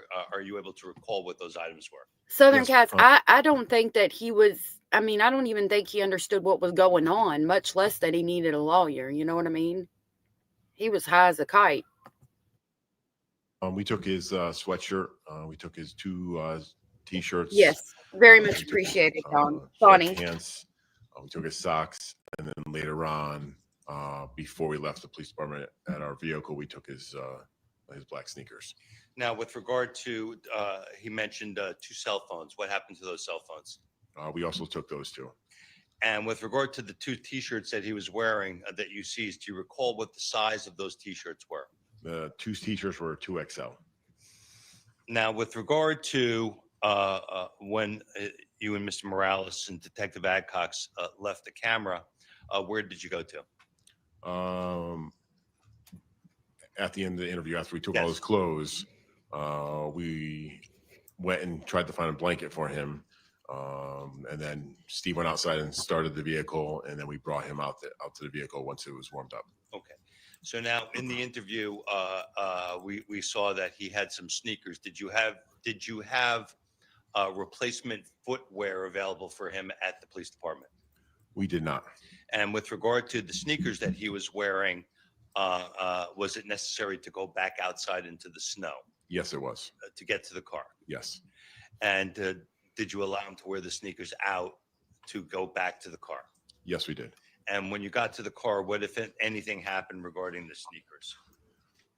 Detective Adcox came over and seized the sneakers from him while I was sitting in the vehicle. Showing you what's The exhibit, no objection. All right, what number is that? state 171, please, Your Honor. Thank you. Court will accept into evidence as full states 171, no objection. I'm wondering if this is where he gets questioned at his Showing you, parents' house. States 171 as a full exhibit. Are these Oh, the no. sneakers that you seized from Mr. Morales once he returned to the patrol car? Those are the sneakers that Detective Adcock seized. And with regard to these sneakers, are you aware if they were ultimately sent to the state lab? Yes, they were.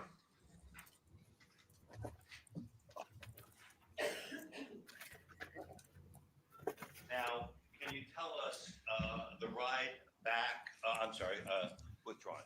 Where did you go once you were back in the patrol car? We were in an unmarked vehicle and we drove back to 105 First Avenue in New Haven. Very true. Was that the same unmarked vehicle that you arrived in? Yes. And when you got back to 105, can you tell us what happened when you arrived? We had Jose Morales sit in the car so we can go inside and grab him some footwear so he can walk inside and not have to walk through the snow. During the car ride back, was there any conversation occurring between Mr. Morales and you and Detective Adcox? There's minimal conversation. Did he ask anything with regard to Christine Holloway or Vanessa Morales? I don't recall him asking me that. Now, with regard to your arrival back when you left Mr. Morales in the car, did you go inside to retrieve him some footwear? Yes, I did. And did there come a point in time where Mr. Morales had footwear and entered into 105 First Avenue? Yes, he did. And subsequent to that, who else entered into, if you recall, into 105? Myself, Detective Adcox, Sergeant Barrera was also there, and I think Officer Castillo. And is there some point in time where you had a discussion with Mr. Morales and his family? Yes. I think, Your Honor, that this probably is an appropriate breaking point. Okay. Court's going to stand in the 15-minute recess.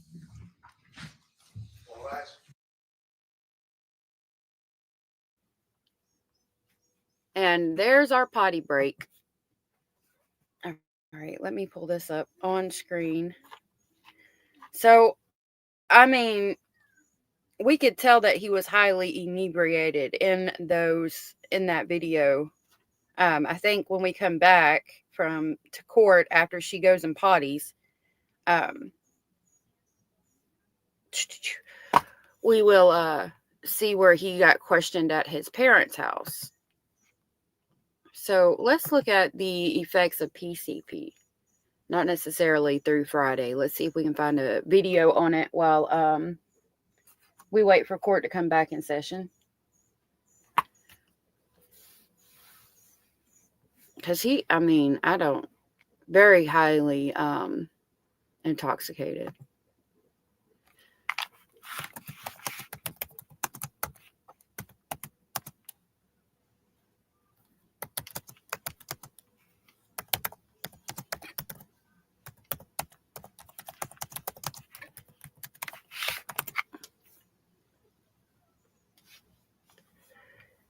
Okay, I guess we could watch this one. I'm going to give y'all a trigger warning. If this is edited out of the video, it's just a video titled Today's video title: The Dangerous World of Angel Dust, Why PCP is One of the Most Addictive Drugs. Trigger warning. Topic is angel dust, or PCP. If you've ever been curious or heard rumors about the powerful and dangerous drug known as angel dust, you're not alone. Angel dust, a synthetic drug also known as PCP or phencyclidine, has been a popular and controversial topic since the 1960s. It has been used in everything from party drugs to anesthesia and has been linked to some disturbing side effects. What is PCP? PCP is a synthetic drug that was originally developed as an anesthetic in the 1950s. However, it has since been discontinued due to its serious side effects. It's a semi-synthetic hallucinogen, meaning it produces a range of hallucinogenic effects in the user. It is most commonly found in a powder or liquid form, although it can be found in a tablet or capsule form. How is it used? PCP is usually ingested, although it can also be smoked, snorted, or injected. It is most often found in pill form, but it can also be made into a powder or liquid. When it's taken orally, the effects can take longer to kick in. However, once they do, the effects will last up to 6 hours. When 6 hours, and the way he, like, when we saw on the video camera where he's driving around in front of her house and going back and forth like that, I think his dealer, like, judging by the many different times his car went by and the many different, I mean, he was going back all throughout the day and night. I think his dealer probably lived close to Christine and he was going to get more and doing more and all of that. When snorted, smoked, or injected, the effects kick in almost instantly, although there is still a risk of overdose. What does it feel like? The effects of PCP can vary depending on the dose. However, generally speaking, it produces a feeling of euphoria, increased energy, and a sense of invulnerability.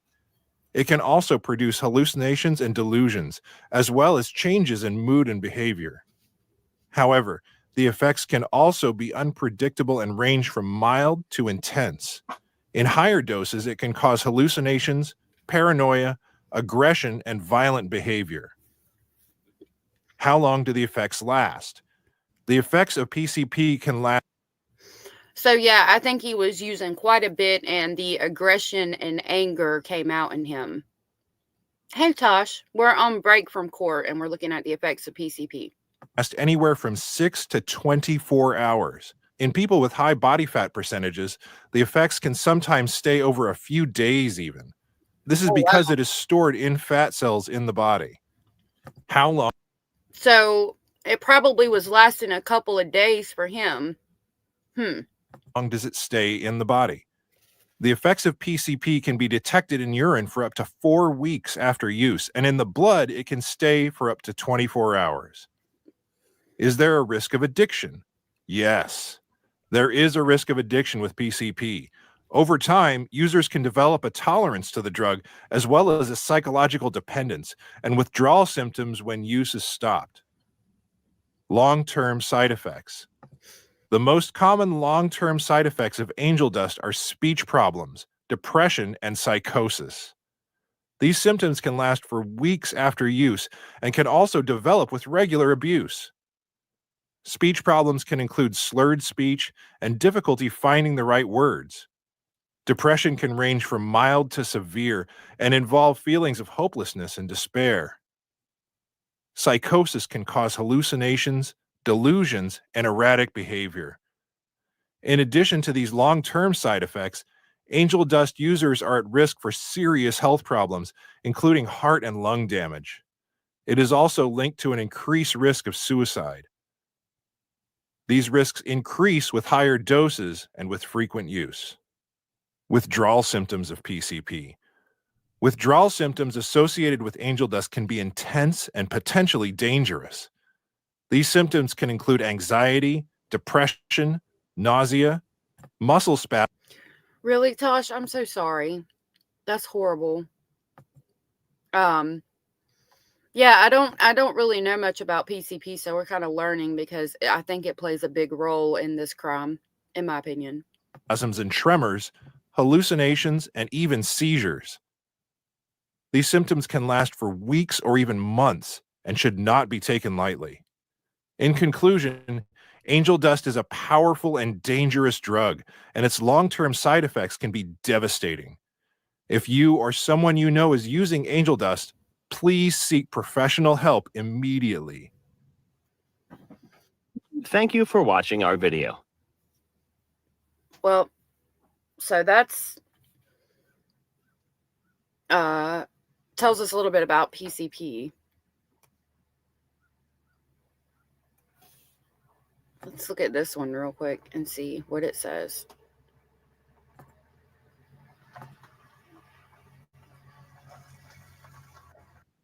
PCP, or phencyclidine, is a synthetic drug that was first developed in the 1950s as an anesthetic for medical use. It was additionally used in surgical procedures and dental work, but was later banned for human use due to its severe side effects. PCP works by inhibiting the action of the neurotransmitter glutamate in the brain, which is involved in the regulation of perception, memory, and emotions. This disruption of normal brain function is what causes the hallucinations and delusions associated with PCP use. PCP is classified as a dissociative drug, which means it can cause users to feel detached from their surroundings and experience hallucinations. This can make it difficult for users to differentiate between reality and fantasy, leading to dangerous behavior. The effects of PCP can vary depending on the dosage and method of use, but common effects include distorted perceptions, disordered thinking, and feelings of detachment. High doses of PCP can cause users to experience severe hallucinations, delusions, and paranoid thoughts. Long-term use of PCP can lead to memory loss, depression, and other cognitive impairments. This is due to the drug's effects on the brain's glutamate receptors, which are important for learning and memory. PCP is also known to cause physical effects. You know, I was just thinking, where they reference disassociation and not being able to tell reality from what's not real. I'm wondering if he was tripping, and because he didn't much care for Christine, if that is the truth, maybe in his trip he wanted to kill her. And so he took his mind down that avenue and thought it was all hallucination and part of the trip, because he disassociated from her and the baby. And so in his trip, he was killing her, but it was just a trip. And then he finds out later that he actually did it. Like, I'm wondering if that's could be kind of what happened. Kelly said, did y'all see the movie Party Monster? It's based on a true story. I think that is what they took when they committed their unaliving. That's interesting. Fonnie said PCP is from piperdenylene. Bath salts are from, I can't enunciate those words. PCP is from black pepper. Bath salts are from cat and maybe fake weed. Interesting. Effects such as increased blood pressure and heart rate, sweating, and difficulty maintaining balance. These effects can be dangerous, particularly when combined with the drug's cognitive effects. PCP is highly addictive and can lead to a physical and psychological dependence. This dependence can lead to withdrawal symptoms when users stop using the drug, which can be severe and dangerous. PCP is a Schedule II controlled substance in the United States, meaning it has a high potential for abuse and has no accepted medical use. This highlights the danger of PCP and the importance of preventing its abuse. PCP abuse has many negative side effects on human health and can be fatal if consumed in large doses. So it's important to seek professional help if you or someone you know is struggling with PCP addiction. Addiction to PCP can be treated with therapy and medication, but it's important to receive treatment as soon as possible to minimize the danger caused by the drug. In conclusion, PCP is a powerful and dangerous drug that can cause severe psychological and physical effects. It should be avoided at all costs, and if you're struggling with addiction. Thanks for watching. If you enjoyed this video, be sure to give it a thumbs up and subscribe to our channel. Okay. I guess we'll go back to the commercials to have a little bit of a laugh, I suppose, until we get back at court. I do have it on my phone, so I am watching, but you know how this judge does. So it'll probably be at least 30 or 45 minutes before we get back, even though it's supposed to be a 15-minute break. Oh my goodness. I'm so sorry, Kelly. I found the commercial we were watching earlier. Now, I'm going to let y'all know that this compilation of commercials are racist and horrible. They're commercials that aged poorly from the 80s. So I'm giving you a trigger warning now. If this is not in my video, it is in the description box if you want to watch it, because I'll probably have to cut it out. I'm going to give you a trigger warning because these commercials are horrific. But they're actual commercials from the 80s, which I find really interesting. Smile for me. Darky toothpaste. I told you to go to bed already, would you please? I'm not tired! I told you 5 times to go to bed. Oh, come on, Jim, please. Hey, come on.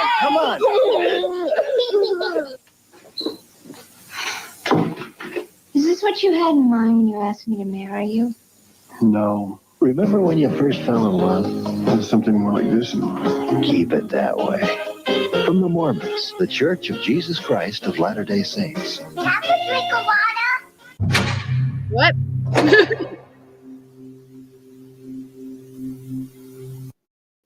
Hold on.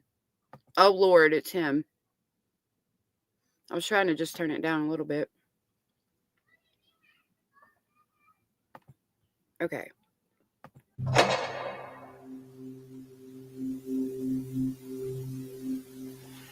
This is crack. What? Not cocaine.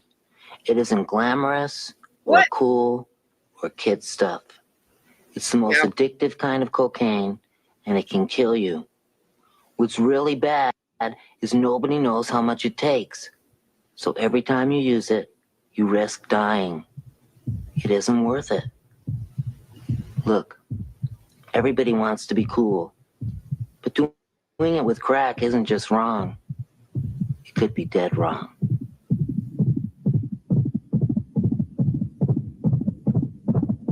Don't even try it.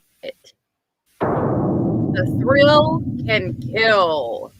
5, 4, 3, 2, 1. Yep. We have ignition and liftoff. The winner, the teacher who will be going into space, Krista McAuliffe. Share the excitement as New England's own Krista McAuliffe gets ready to make her dream come true. The space lessons are very simple. We came up with a field trip in space. Teacher in Space, a 1-hour special, Monday night at 8 on WBZ TV4, the station New England turns to. Introducing the advanced car. Was that the teacher who passed away because the rocket ship exploded, spaceship exploded? Becky P said, like the Nancy Reagan anti-drug campaign, say no to drugs. Exactly. Oh, yeah. You remember that commercial with Pee-wee, Nona? With the backward name. Hey,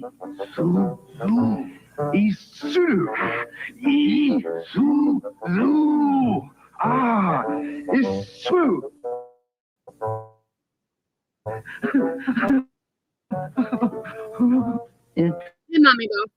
Introducing the 81 Isuzu. It gets incredible mileage and goes no matter what you call it. That's okay, kid. I can't say chivalry. La Choy Kung Fu Theater.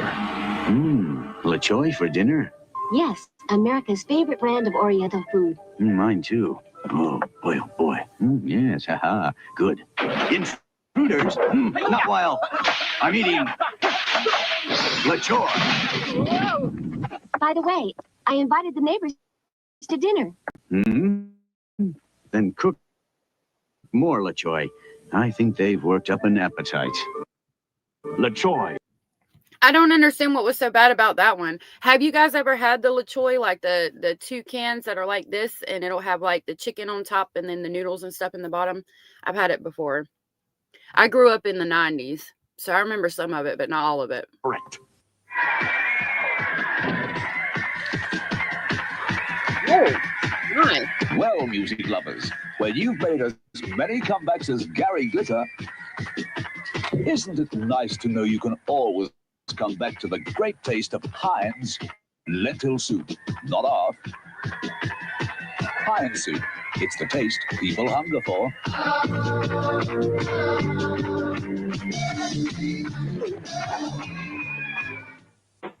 Love it. Okay.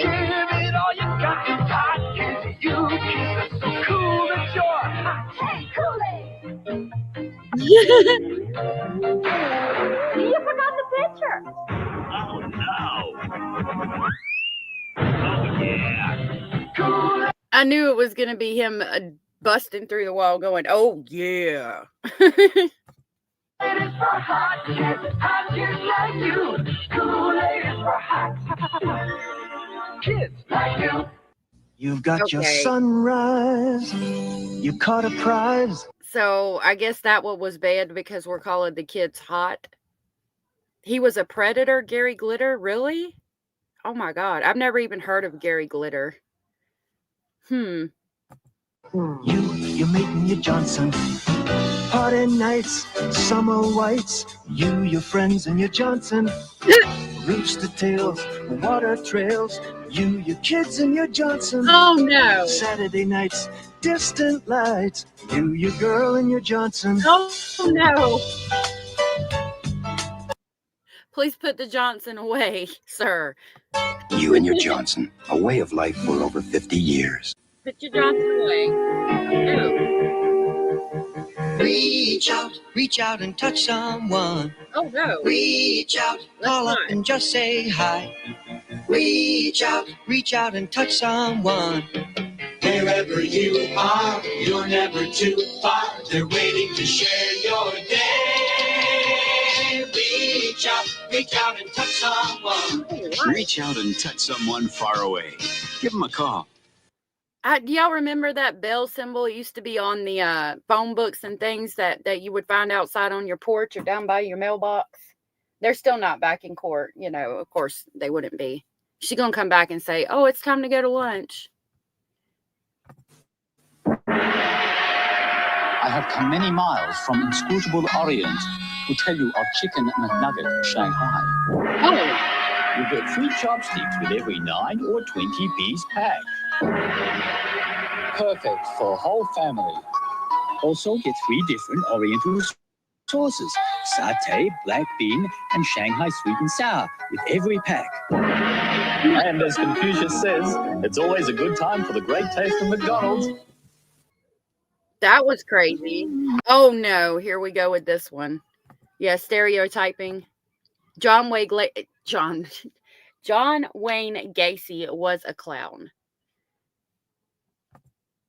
Yeah, early lunch. She's going to come back and say she needs an early lunch. Yeah, the stereotyping has got to be what that one got banned for. You can see why this one's banned. I was born in 87, so I've seen, I mean, I don't remember these in particular, but I've seen ones from the 90s. You know, that word, I mean, I don't know why we're even using it to describe this. Even if we were going to use that word, it's used to describe a bundle of sticks that are, I believe, are tied together, or a cigarette, but that's not even in the United States. So I don't understand why we're even using that word for that. What the Sam hell? You've heard this song at a sporting event. It's a crowd cheer, instrumental rock and roll. Part 2 is song. Interesting. This food is British. Okay. That's interesting. I mean, maybe that makes a little bit more sense, but still, like, I don't know. I thought that was a cigarette or sticks.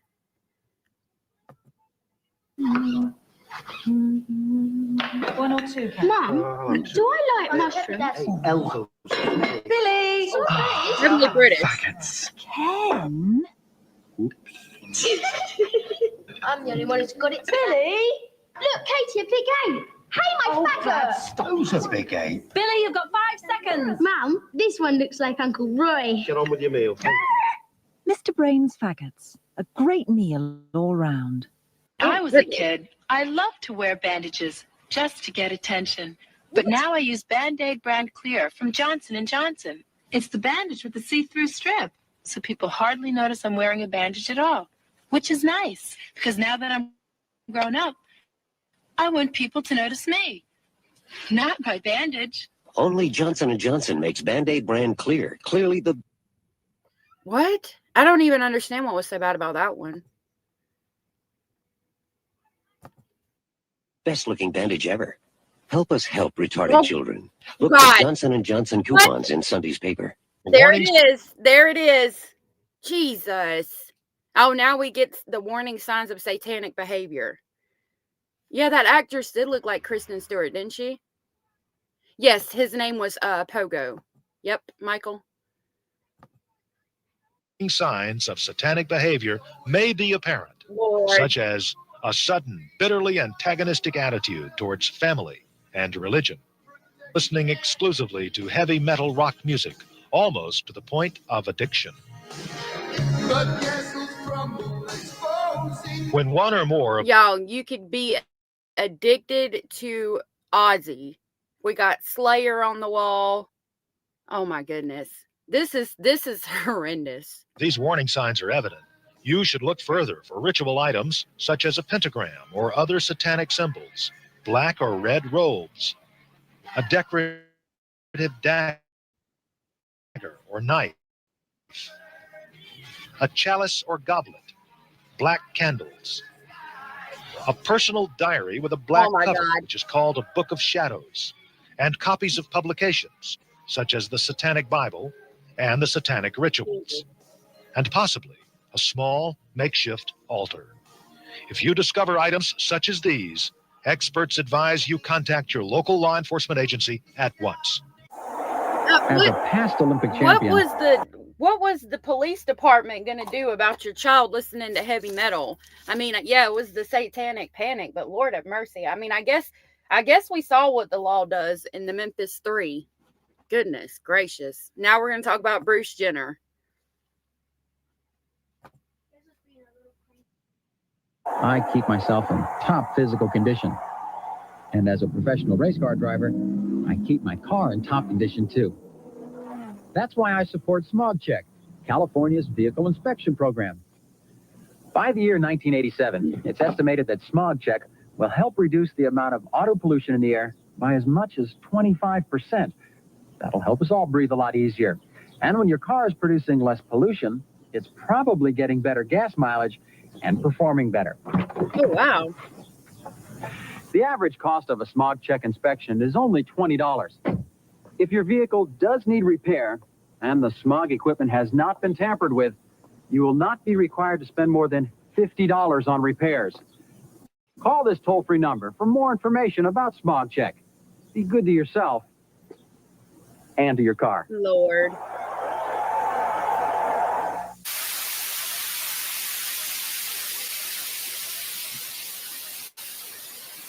I'm sorry, hold on. I didn't think it would continue doing that. Now we're looking at 70s. Still waiting for them to come back to court. This is poorly aged 70s commercial. Sooner or later, you're going to try White Owl, and when you do, we got you. Maybe we'll get you with the Great White Owl flavor, or the mildness, or one of the Great White Owl shapes, like this, New Yorker. But we're going to get you. You know we're going to get you. It's only a matter of time, and then we're going to get him, White Owl. We're going to get him.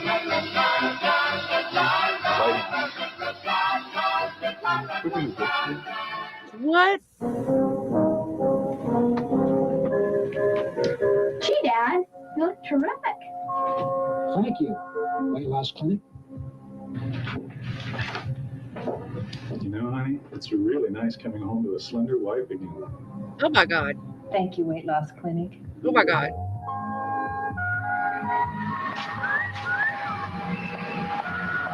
Thank you, Weight Loss Clinic. You see squaws in big powwow? They talk about big deal at Arrow Ford. You buy a car or truck this month only, you get free 100 gallons of gas plus a $100 gift certificate from Penny's.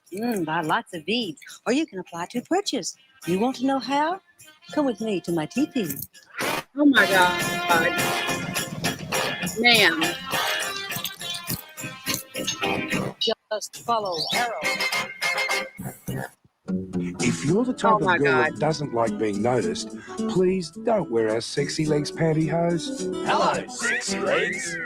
If you're in the least bit embarrassed about being admired, we honestly recommend you don't wear sexy legs. Hello, sexy legs. Because you're going to be noticed in sexy legs, anti-static, sheer to the waist or regular brief pantyhose. Superb quality at a supermarket price. Hello, Y'all. Oh my God. This is crazy. sexy legs. Hey, Jay. Who, You Jason? know, I grew up in California, so naturally I got to know a little something about sunglasses. And that's why I wear polarized Foster Grants, especially when I drive. Not the Because pantyhose. nothing cuts through glare better than these. Of course, another reason I wear polarized Foster Grants is they look so good. And after all, when you're a star running back, you have to maintain a certain image. Oh, Gary! Oh, Lord. Here we go again. Wowee! God! Sorry, CG. I didn't know the gun was loaded. You didn't know Freshen Up's loaded with extra flavor? He didn't know. Didn't know the gun was loaded. No ordinary gums like this. He didn't know. Didn't know. The gun was loaded. Incredible. Y'all. Lord have mercy. Candace, I'm glad you were gifted. We were doing something we've never done before while we wait for court to come back and looking at horrible commercials. So I just want to let you know this is not something that we do often at all. And we're just passing time waiting for court to come back. Hey, Abellas, good to see you. This is horrific. These are from the 70s. Incredible flavor you can't miss. Didn't you know Freshen Up takes flavor packed gum and loads it with extra liquid flavor? Now I do. Freshen Up. It's loaded with flavor. First, you said, hello, sexy legs. Hello, sexy legs. Oh, my God. Now, Damn. say, hello, sexy necks. Hello, sexy legs. Oh, my God. Sexy Damn. legs pantyhose, now sexy necks. Top fashion knickers at supermarket prices. Hello, sexy legs. Why are we all walking around with our underwear showing like that? I remember that gum too, actually. I used to chew it because it had that stuff in the middle. That liquid, juicy stuff, flavor stuff. Yeah, I remember it.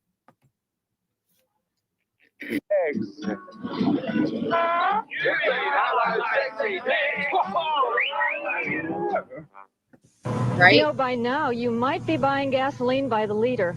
Hi, I'm Sandra Kenny, a member of the United States Metric Board. The metric system is becoming part of our lives more and more these days, including the gasoline we buy. And many service stations have already converted their pumps to dispense gas by the liter. You'll notice there's no more half pricing either. The full amount you see in the pump window is the full amount you pay. If you're like me, you usually fill it up or ask for gas by dollar amount. And with liters, you still get the same amount of gas for the same dollars. If you'd like to know how to figure your car's mileage using liters, the United States Metric Board can really help. Write to us with your questions or your opinions about metrics. The address is the Metric Board, Box 7700, Washington, D.C. 20044. Bellis, yeah, I've been in Walmart and there's some crazy stuff going on in there. I go in and I just basically get what I need to get and try to get out before I end up spending money I don't have. But yeah, she was splashing her knickers.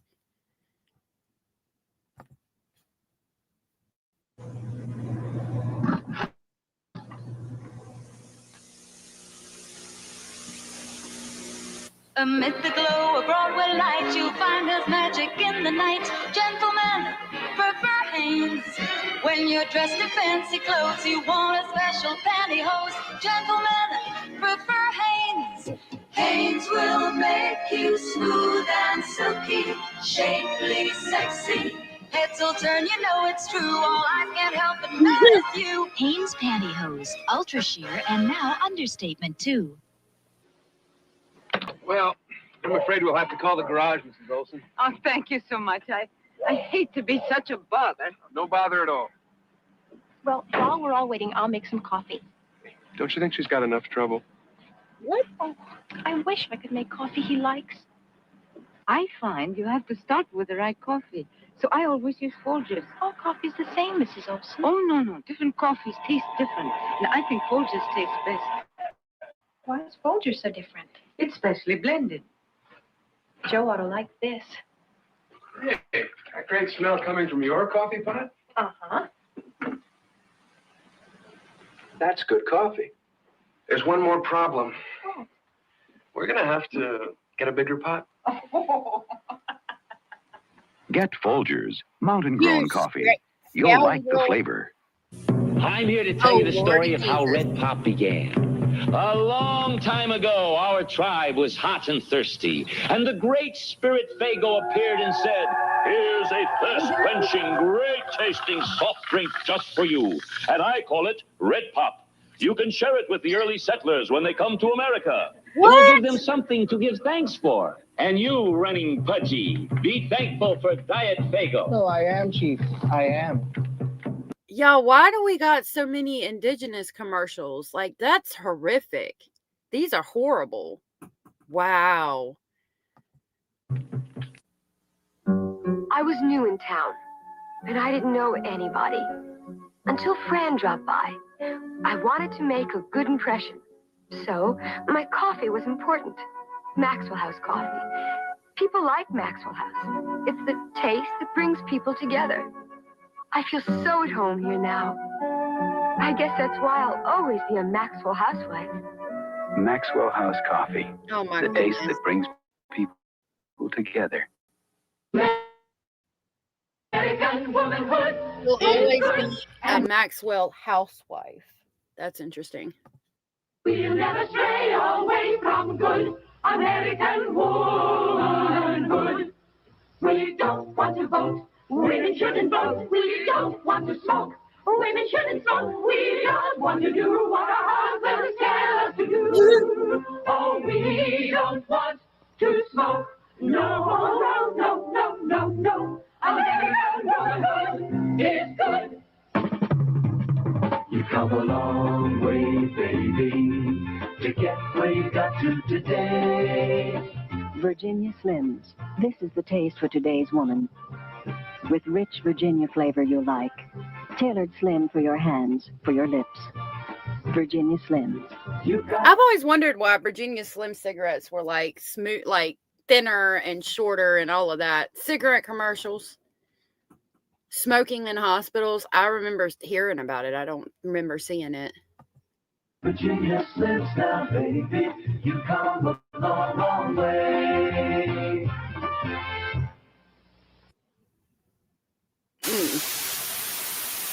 Lord, stop with that. We can look at... they're still not back from court. We'll start on the cursed 80s commercials. Waiting on court to come back, that's all. And watching crazy Attention, commercials. Pepsi drinkers, introducing the new taste of Coca-Cola, the best Coca-Cola ever. That's all I'm going to say. In fact, that's all I have to say. No more words. This stuff is great. I'm sorry. I'm sorry. Whew. So why is that was so bad? Because he was spiking girls' drinks and he's been declared a predator? Hey, Gracie. Gracie said, I had a teacher that smoked in class. Really? That's interesting. Did the damn judge get stuck in the potty? Oh, she's always so late. Yeah, evidently she needs her Depends. Like, it's still just looking at the seal of Connecticut. My grandmother smoked Winston Light 100s in the hospital with the tall ashtray. Oh, wow. One of our radiologists would smoke, come in to do something and lay down his cigarette and then grab it and go back into the office. Still got marks on the lead window ledge. Oh my gosh. That's crazy. Yeah, I only knew him from the Jell-O pudding pops. Bella said, I saw a morbidly obese nurse smoking and pouring salt on fires in the hospital cafeteria. Oh, wow. How interesting. Yeah, the 9 out of 10 doctors recommend Camels. I remember hearing that.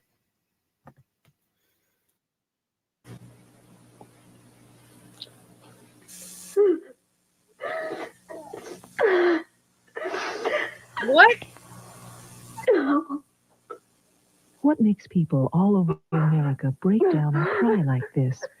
Call 1-900-9099-CRY and hear. It said $2 for the first minute, 45 cents a minute after that. So you're going to have to pay them to listen to you cry, I suppose. Guess it's an easy way to make money. It for yourself. $2 for the first minute, 45 cents each. Ask your parents before you call. If you're under 18, ask your parents before you call. 1-900-9099-CRY. Someone is smoking over there. Something we cats would never do. Filling their lungs with thick, dark hair. What a disgusting thing to do. Cats have 9 lives with 8 to spare. Humans have 1. With none to barter. Why do they smoke? Why don't they care? Humans are smart, but cats are smarter. Listen to cats, you men and women. Take care of your lungs. They're only human. The American Lung Association, the Christmas seal people. Brenda Vaccaro for Playtex. Oh, we got a tampon commercial. What was bad about the Cats commercial saying not to smoke? I mean, I think that's pretty good to tell people not to smoke. I don't know. I don't get it. I've never seen Cats, so maybe if I'd seen Cats, I would get it. Yeah, the 900 numbers were all scammers. Back in the 70s and 80s, we did not need a reason to cry out. Parents took care of that, right? Yeah, I don't know why that one was banned. I guess these are just cringy commercials. Let's listen about tampons.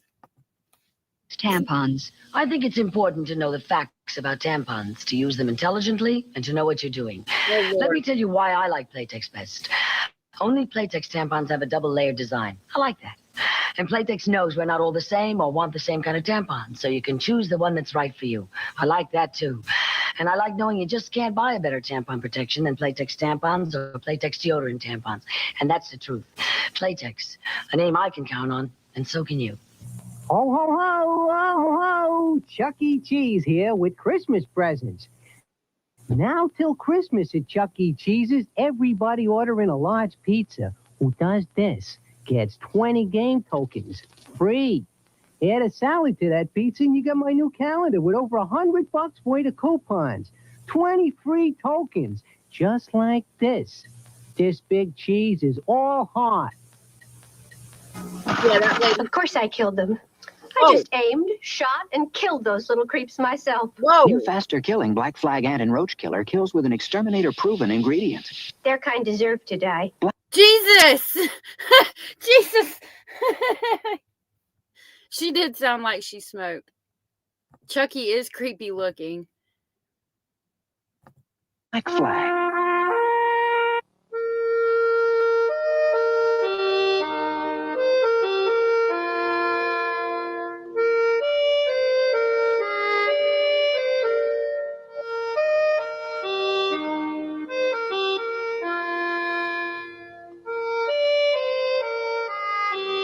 Please give us £1. Jesus! We'll have to pull the trigger. God almighty! What the hell was that? Oh my God! Yeah, can see why that was banned. No! Jordache Basics. He's been hurt. He's probably No, we have to get help. I don't think we should move him. Leave him down. We just saw him. Quick, give me your jacket. Hurry, hurry. Mike, wake up. Please get up. Do something. No, he's an old man. Tell somebody. Are we too late? Is he going to be all right?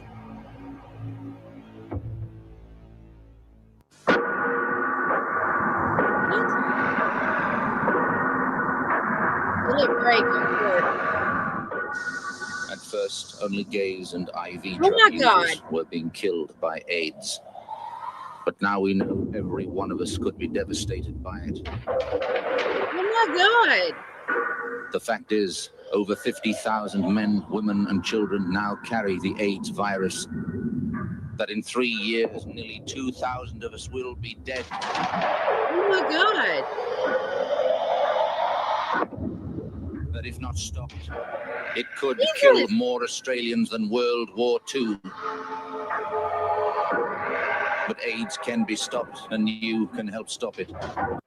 If you have sex, have just one safe partner, or always use condoms. Always.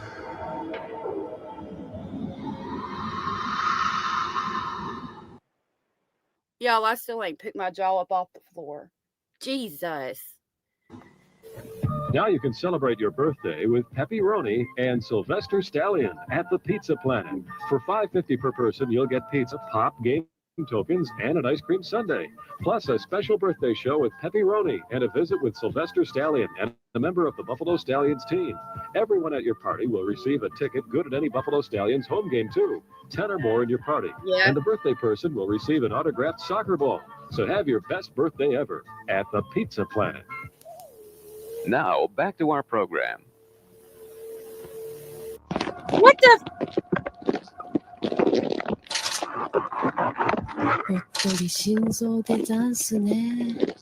Damn hell? 男のマガジン宝島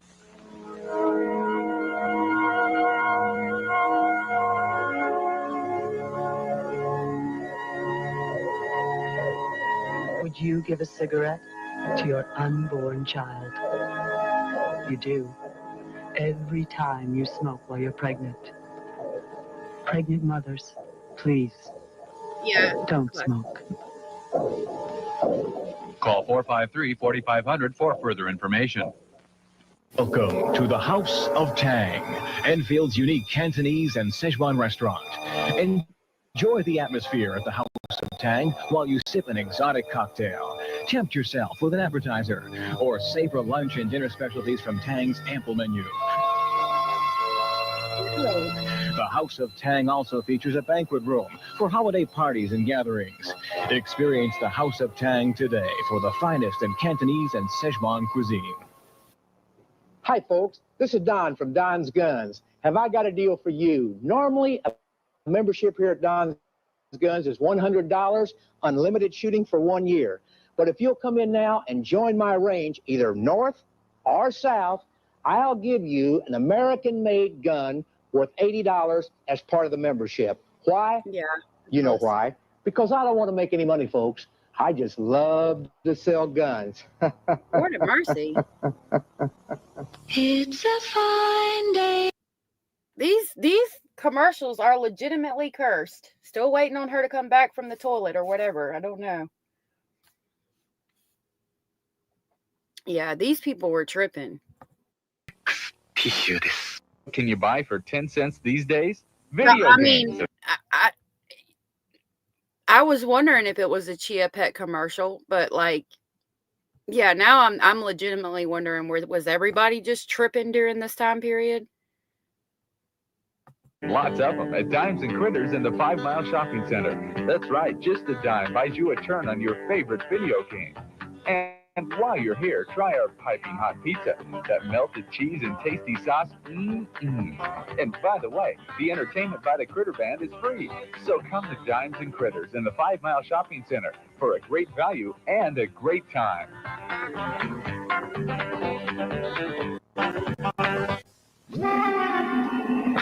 Welcome to Bart's Halloween party. At Bart's displays come face to face with spooky, scary, frightening, horrible masks. And to make up for a startling transition, create your own costumes from Bart's selection of masks and accessories. And Bart has everything to transform your home into a haunted mansion for a big night. Table decorations to wall hanging. Arts displays, 78th and North, and now a new second location at 197th and Blue Mound. Hey, it wasn't going to hurt me. A few lines, little cracks, some bass. Everything in moderation. Oh, my God. So I lost my job. And my old lady and I were going to split anyway. And running out of money, that's not the worst thing. But they didn't understand me. I was having a good time. I was on top of the world. I was invincible. And then one day... Oh, my God. Cocaine kills. It strips life down to the bone. Get help. The phone zombies are very, very dead. But they're not in their graves. And they're not walking the night. They're in the phone lines and they've got your number. What? One bears dial 1-900-490-DEAD. Randomly selected. What? Callers get to talk to me live in the flesh. When you reach me, you'll wish you never called. Only $2 a call. That's another 900 number to talk to the dead? What the Sam hell? I know. Yeah, I've heard about that stuff, Abellis. It was horrible back then. And it was really sad.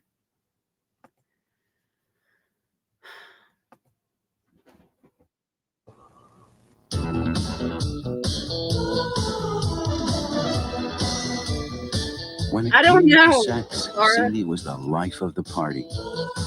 She went from one partner to another Until one day she met a partner who'd stay with her for the rest of her life. It's another AIDS. AIDS. Yep. Don't experiment with sex. If you do, use a condom, or being the life of the party could I didn't be mean to the highlight death that. of you. AIDS. What you don't know can hurt you.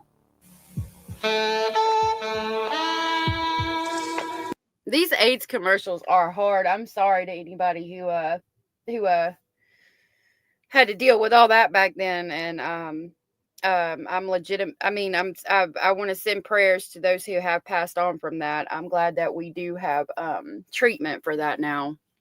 These commercials are insane. Viper arm. Protected by Viper. Stand back.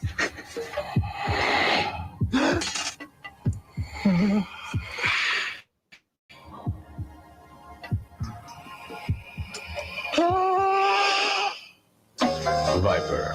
No one dares come close. For information and a brochure, call 1-800-677-9993. Julian.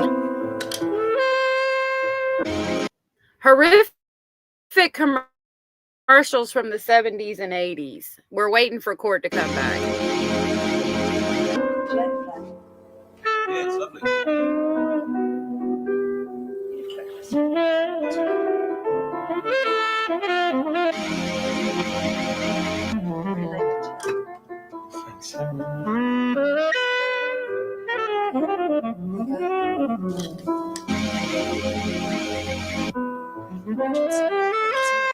All right, I'm going to skip past that. I've had about enough of those commercials. I think this is a different one.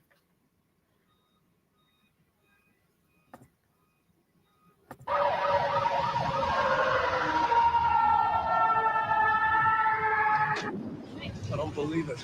Creeps. Creep cats! Driving in from the suburbs in their daddy's car to score, and then trying to beat me down on the price. Well, I don't cut my price for nobody! What? Especially for these rich creeps. I got good stuff. You want good stuff? You're gonna pay for it! They'll be back. They're straight. They're trying to tell me they can take it or leave it. You just see those little punks, man? You're gonna be the first one who can take it or leave it. Yeah. Driving the daddy's big car. Yeah, you know what I'd like to do to them? I'd like to rub their faces. You know, that's how stupid they deserve to be burned. Yeah. Ain't good for nothing. Not good for something. Good for taking money off. Hey, man. Got some good crack. Good stuff. Lord. What do you need?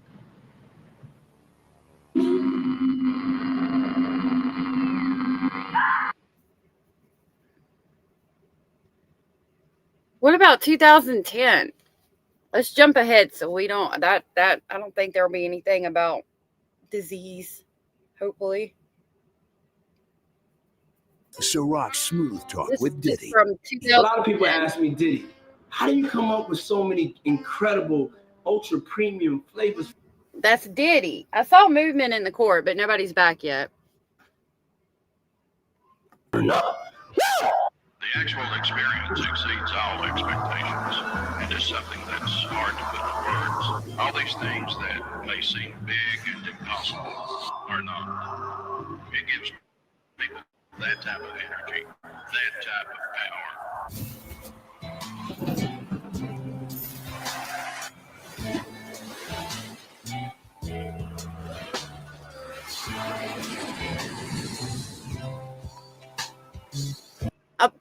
An island once owned by Pablo Escobar.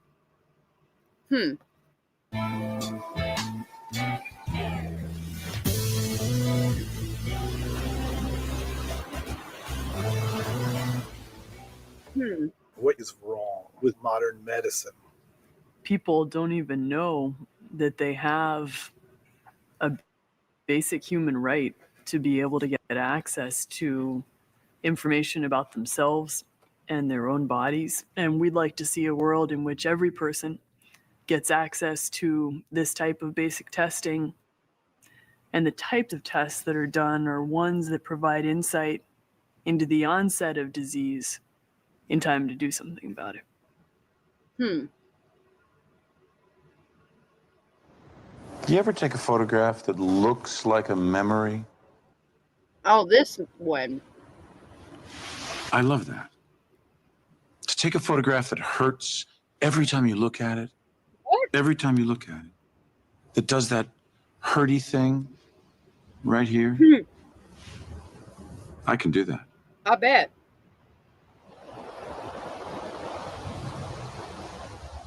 Don't be a tourist. What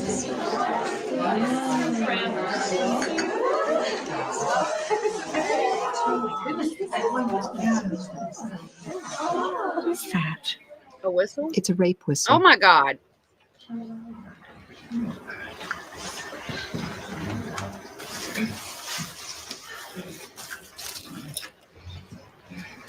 The Canadian Women's Foundation. Lord of Moving women mercy. and girls out of abuse and poverty and into confidence. You came to see the sights, not be one. Safe Trip from United Healthcare Global has you covered. Looks like you're not sleeping well. Yeah. How did That's you my pillow. know? Megan! What? Hey, you're that guy. The My Pillow guy. That's right, and I'm here to help you get the best sleep of your lives.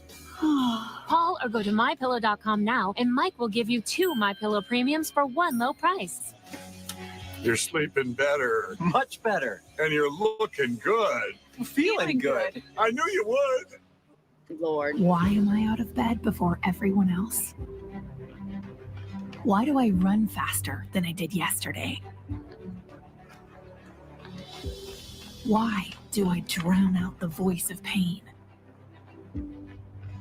Why do I never quit? I just don't want to get caught. Hey, you there. Shh. What the?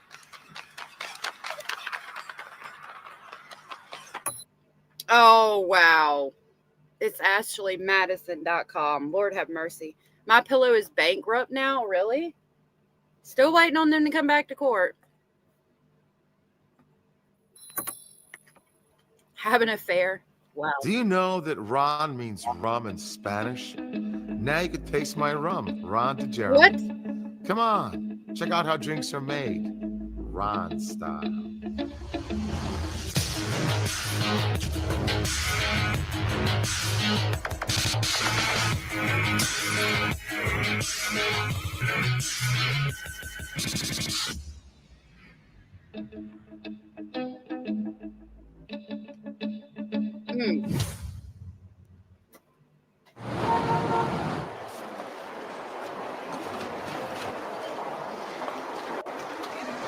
I don't know. I'm on a TV show.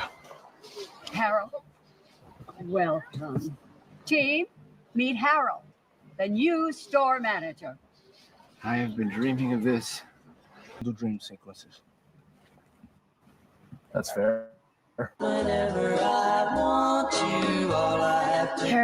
Harold. They're all really here, aren't they? Yes, Harold, they are. Only one star can bring all these stars together. That's the magic of Macy's. My goodness.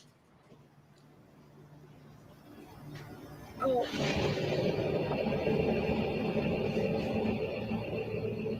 He was released in 2024. My Pillow is not bankrupt. Oh, goodness. I don't know. Well, this isn't a good commercial.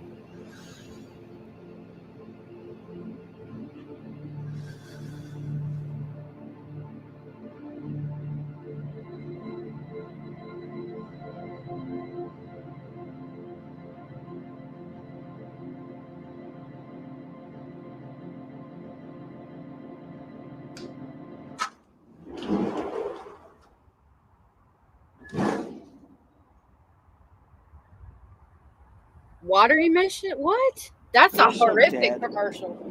Good Lord. Hi. Did you just see? I hate mirages. Come on. Guys, you want some water?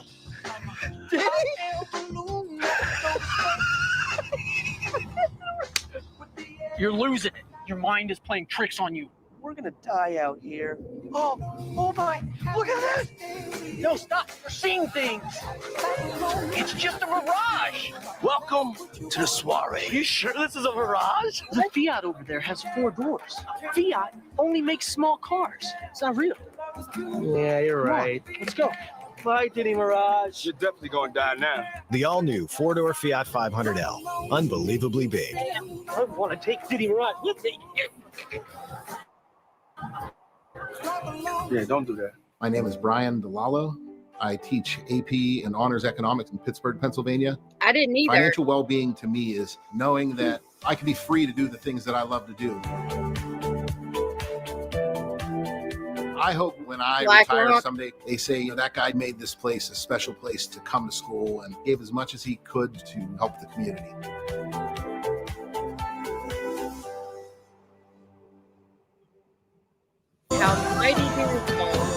For those wanting to get up close and personal with some of Mother Nature's most majestic creatures, this stop is for you.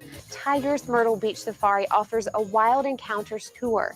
This once-in-a-lifetime opportunity features a guided walk through 50 acres of preserve, where you'll meet tigers, wolves, leopards, chimpanzees, and other endangered species. Myrtle Beach Safari directly supports the Rare Species Fund. Rare Species Fund does wildlife projects around the world. That's that guy from what is that? Oh gosh. It's in that Netflix show with the damn crazy guy who was breeding tigers and running for Congress. Yeah, that dude. And I can't help but notice that his tusks are not there. So did that happen in the wild, or did they do that? Because that's really upsetting. And they're very micro projects that we personally attend and know the people involved and work on saving endangered species in a very personal way. And while it certainly makes a great addition to any relaxing Myrtle Beach vacation, this is one attraction that you could organize your entire trip around.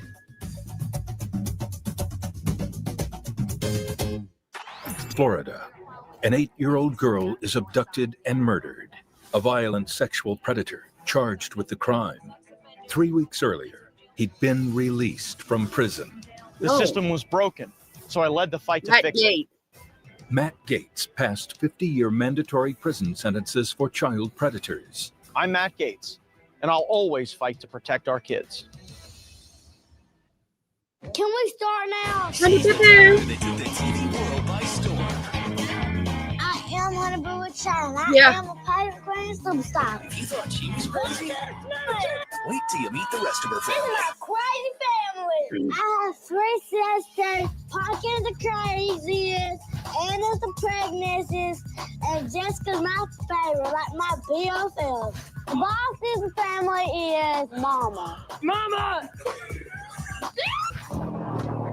My name is Mike. My nickname is Sugar Bear. Sugar Bear, my baby daddy. We got too much estrogen in the house. Need some testosterone. Hey. Here comes Honey Boo Boo. The new series premieres Wednesday, August 8th. Thanks. Hello again, Earth. I'm Alec Baldwin here at Hulu with some exciting news. Now that we're beaming TV shows to your lap-based computing boxes for free, 24/7. Yeah. They're finally rotting your brains, just like Mom promised they would. That's what she said. So keep watching. The sooner your brains have percolated into bubbly, cheesy goo, the sooner we can slurp them through your ear canals and pass them through our lower intestines. Because we're aliens. And that's what we do. Hulu, an evil plot to destroy the world. Enjoy. Lemon. Orange. Oh, Mother. What? I love eating Skittles every time you eat Skittles. I love you eating Skittles every time I eat Skittles.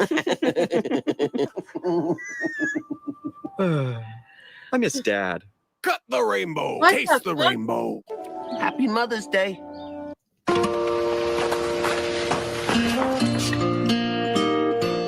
Must have the wrong house.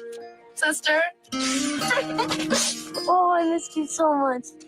They waited up all night for you, you know. It's a long way from West Africa. Oh, real coffee. Kiss you. I brought you something from far away. Really? Oh.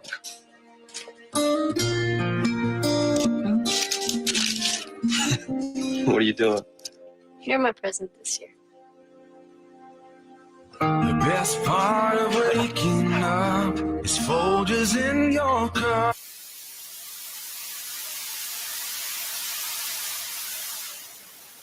All right. I don't know what to do at this point. Goodness gracious. Yeah, evidently. Hold on, it's going to play again. Let me try this way. What has it been, like an hour? Attention Pepsi drinkers, introducing the new taste of... What has it been, like an hour? Good gracious. Basil, you're so cute. You're so handsome.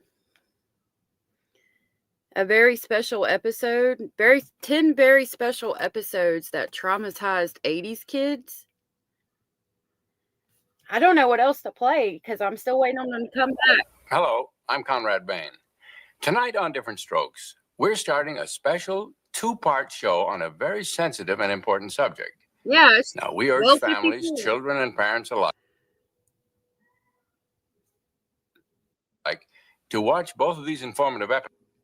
This is their mid-morning break. Yeah, it's not the lunch break or anything. Like, I don't understand what she's doing. Because, you know, I usually go when they have their lunch break so I can make lunch for the kids and things. Like, good Lord. I don't know. She didn't know. She said a mid-morning break, like 15 minutes. Really? That's so cool, Gracie. You ever heard of Steve Carindale? He used to dress up and go chat roulette and troll people with songs. No. In a way, this commercial flashback has reminded me of how much I love the 80s. Nowadays, people get offended for nothing. She did get stuck. I don't know. Episodes, and then to discuss the problem presented, which is of deep concern to all of us. Remember when sitcoms ruled the TV airwaves when we were growing up back in the 70s, 80s, even the 90s? I do. These shows actually made us laugh. And I know the art form is on its deathbed now. But back then, we spent time each and every week with our favorite characters to watch them say and do silly and crazy things, whether they were at home, at school, in the workplace, or even on a deserted island. The tone of these shows remained light and fun, for the most part. It was like comfort food for the soul. When the bulk of Gen X was being born in the 1970s, TV visionary Norman Lear began making sitcoms for an adult audience that would occasionally tackle sensitive issues like racism, sexual assault, and abortion, with a touch of comedy always added to the story. Then in the 80s, family sitcoms with a much younger audience decided to pivot to more serious content once or twice a season, usually during sweeps, and these became known as very special episodes. Sure, these episodes can appear to be cheesy and cringeworthy to modern audiences, but back then, when they were done right, these very special episodes were an absolute treat. They became an opportunity to teach valuable life lessons to Gen X kids through relatable characters. But sometimes they managed to traumatize us in the process, and they did it with a laugh track. And since I long for the days when television tried to teach us a thing or two about life with creative, family-friendly storytelling, I think this is a perfect time. I'm going to skip it ahead a little bit.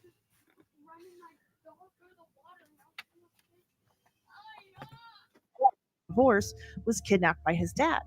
But they really went for it with a very special episode in season 2 titled The Uh-Oh Feeling. As the show begins, Webster tells his classmate Beth, played by future Days of Our Lives star... I don't want to watch all that either. Oh my goodness.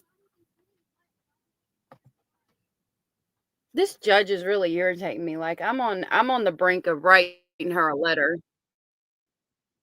Attention Pepsi drinkers, introducing the new taste of Coca-Cola. I'm on the brink of writing this judge a letter. Forgotten snacks. Yeah, I want to look at forgotten snacks. Do you remember the snacks that made the 80s unforgettable? Okay. In this video, we're diving into 20 classic snacks of the 1980s, from gooey chocolate bars to quirky lunchbox treats. These are the flavors that defined a generation. Stick around, because you might just discover a few you forgot until now. Big League Chew. Big League Bubble. You're into Big League Chew.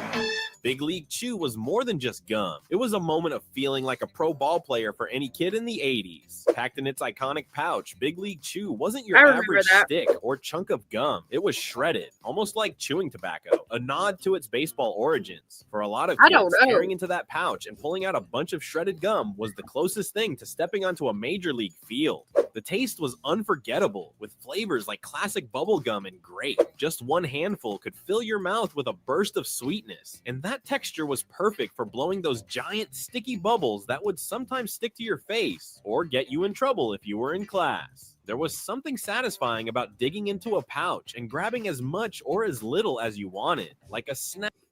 Why did it get banned, I wonder? I remember that gum too. Like, I don't understand why we don't have it anymore. That gave you a bit of freedom. The idea for Big League Chew came from two baseball players who wanted to create a fun, safer alternative to chewing tobacco. The result was a gum that felt like it had an edge and became a favorite on playgrounds and baseball fields alike. Big League Chew may still be around, but for many of us, it brings back memories of scraped knees, summer afternoons, and that thrill of feeling like a big leaguer, even just for a moment. Jell-O pudding pops. New Jell-O pudding pop. New Jell-O pudding pop. Do you remember the joy of grabbing a Jell-O pudding pop from the freezer on a hot day? These creamy, cool treats were the ultimate summer indulgence in the 80s, blending the rich flavors of chocolate and vanilla in a unique frozen pudding texture. Each pop came wrapped in bright packaging, almost calling out to be chosen as the perfect snack after a long day of playing outside. Unlike any other frozen dessert at the time, Jell-O pudding pops had a smooth, almost custard-like consistency that was irresistibly satisfying. The flavors were simple, but that was all they needed. Chocolate for those who wanted something rich, vanilla for the purists, and even a swirl option for the best of both worlds. There was something about that creamy texture that made each bite melt perfectly, and no one cared if they ended up with pudding smudged around their mouths. Fun fact, Jell-O pudding pops became iconic partly thanks to commercials starring a famous comedian whose playful energy made these treats seem like a ticket to fun. Created as a way to bring Jell-O pudding to a frozen form, pudding pops quickly became a hit in school cafeterias, picnics, and backyards, where kids savored them with sticky fingers and happy smiles. Fruit Wrinkles. Fruit Wrinkles, from the makers of Fruit Roll-Ups and Fruit Bars. Fruit Wrinkles were like little treasure bites for kids in the 80s. Unlike the fruit snacks we see today, these chewy treats actually looked wrinkled, which gave them a homemade, almost quirky appeal. Shaped like tiny, shrunken pieces of real fruit, Fruit Wrinkles came in flavors like strawberry, cherry, and grape, delivering a pop of sweetness that was both satisfying and fun. Each piece had a sticky texture that practically glued to your fingers, making it impossible to just grab one. These snacks were a lunchtime favorite, often tucked into lunchboxes as a little reward. For parents, Fruit Wrinkles had the appeal of being marketed as real fruit, so there was a bit of healthy credibility that made them feel good about adding them to a kid's snack stash. For kids, though, they were just irresistibly fun and flavorful. Did you know? Fruit Wrinkles were created by General Mills, the same people behind Fruit Roll-Ups, as an attempt to expand their line of fruit snacks. While Fruit Roll-Ups became a classic, Fruit Wrinkles quietly disappeared in the early 90s, leaving fans with nothing but memories of their unique sticky sweetness. Do you remember like the fruit roll-ups that had like the punch out shapes where you could punch out different shapes and they would tie your tongue and things like that?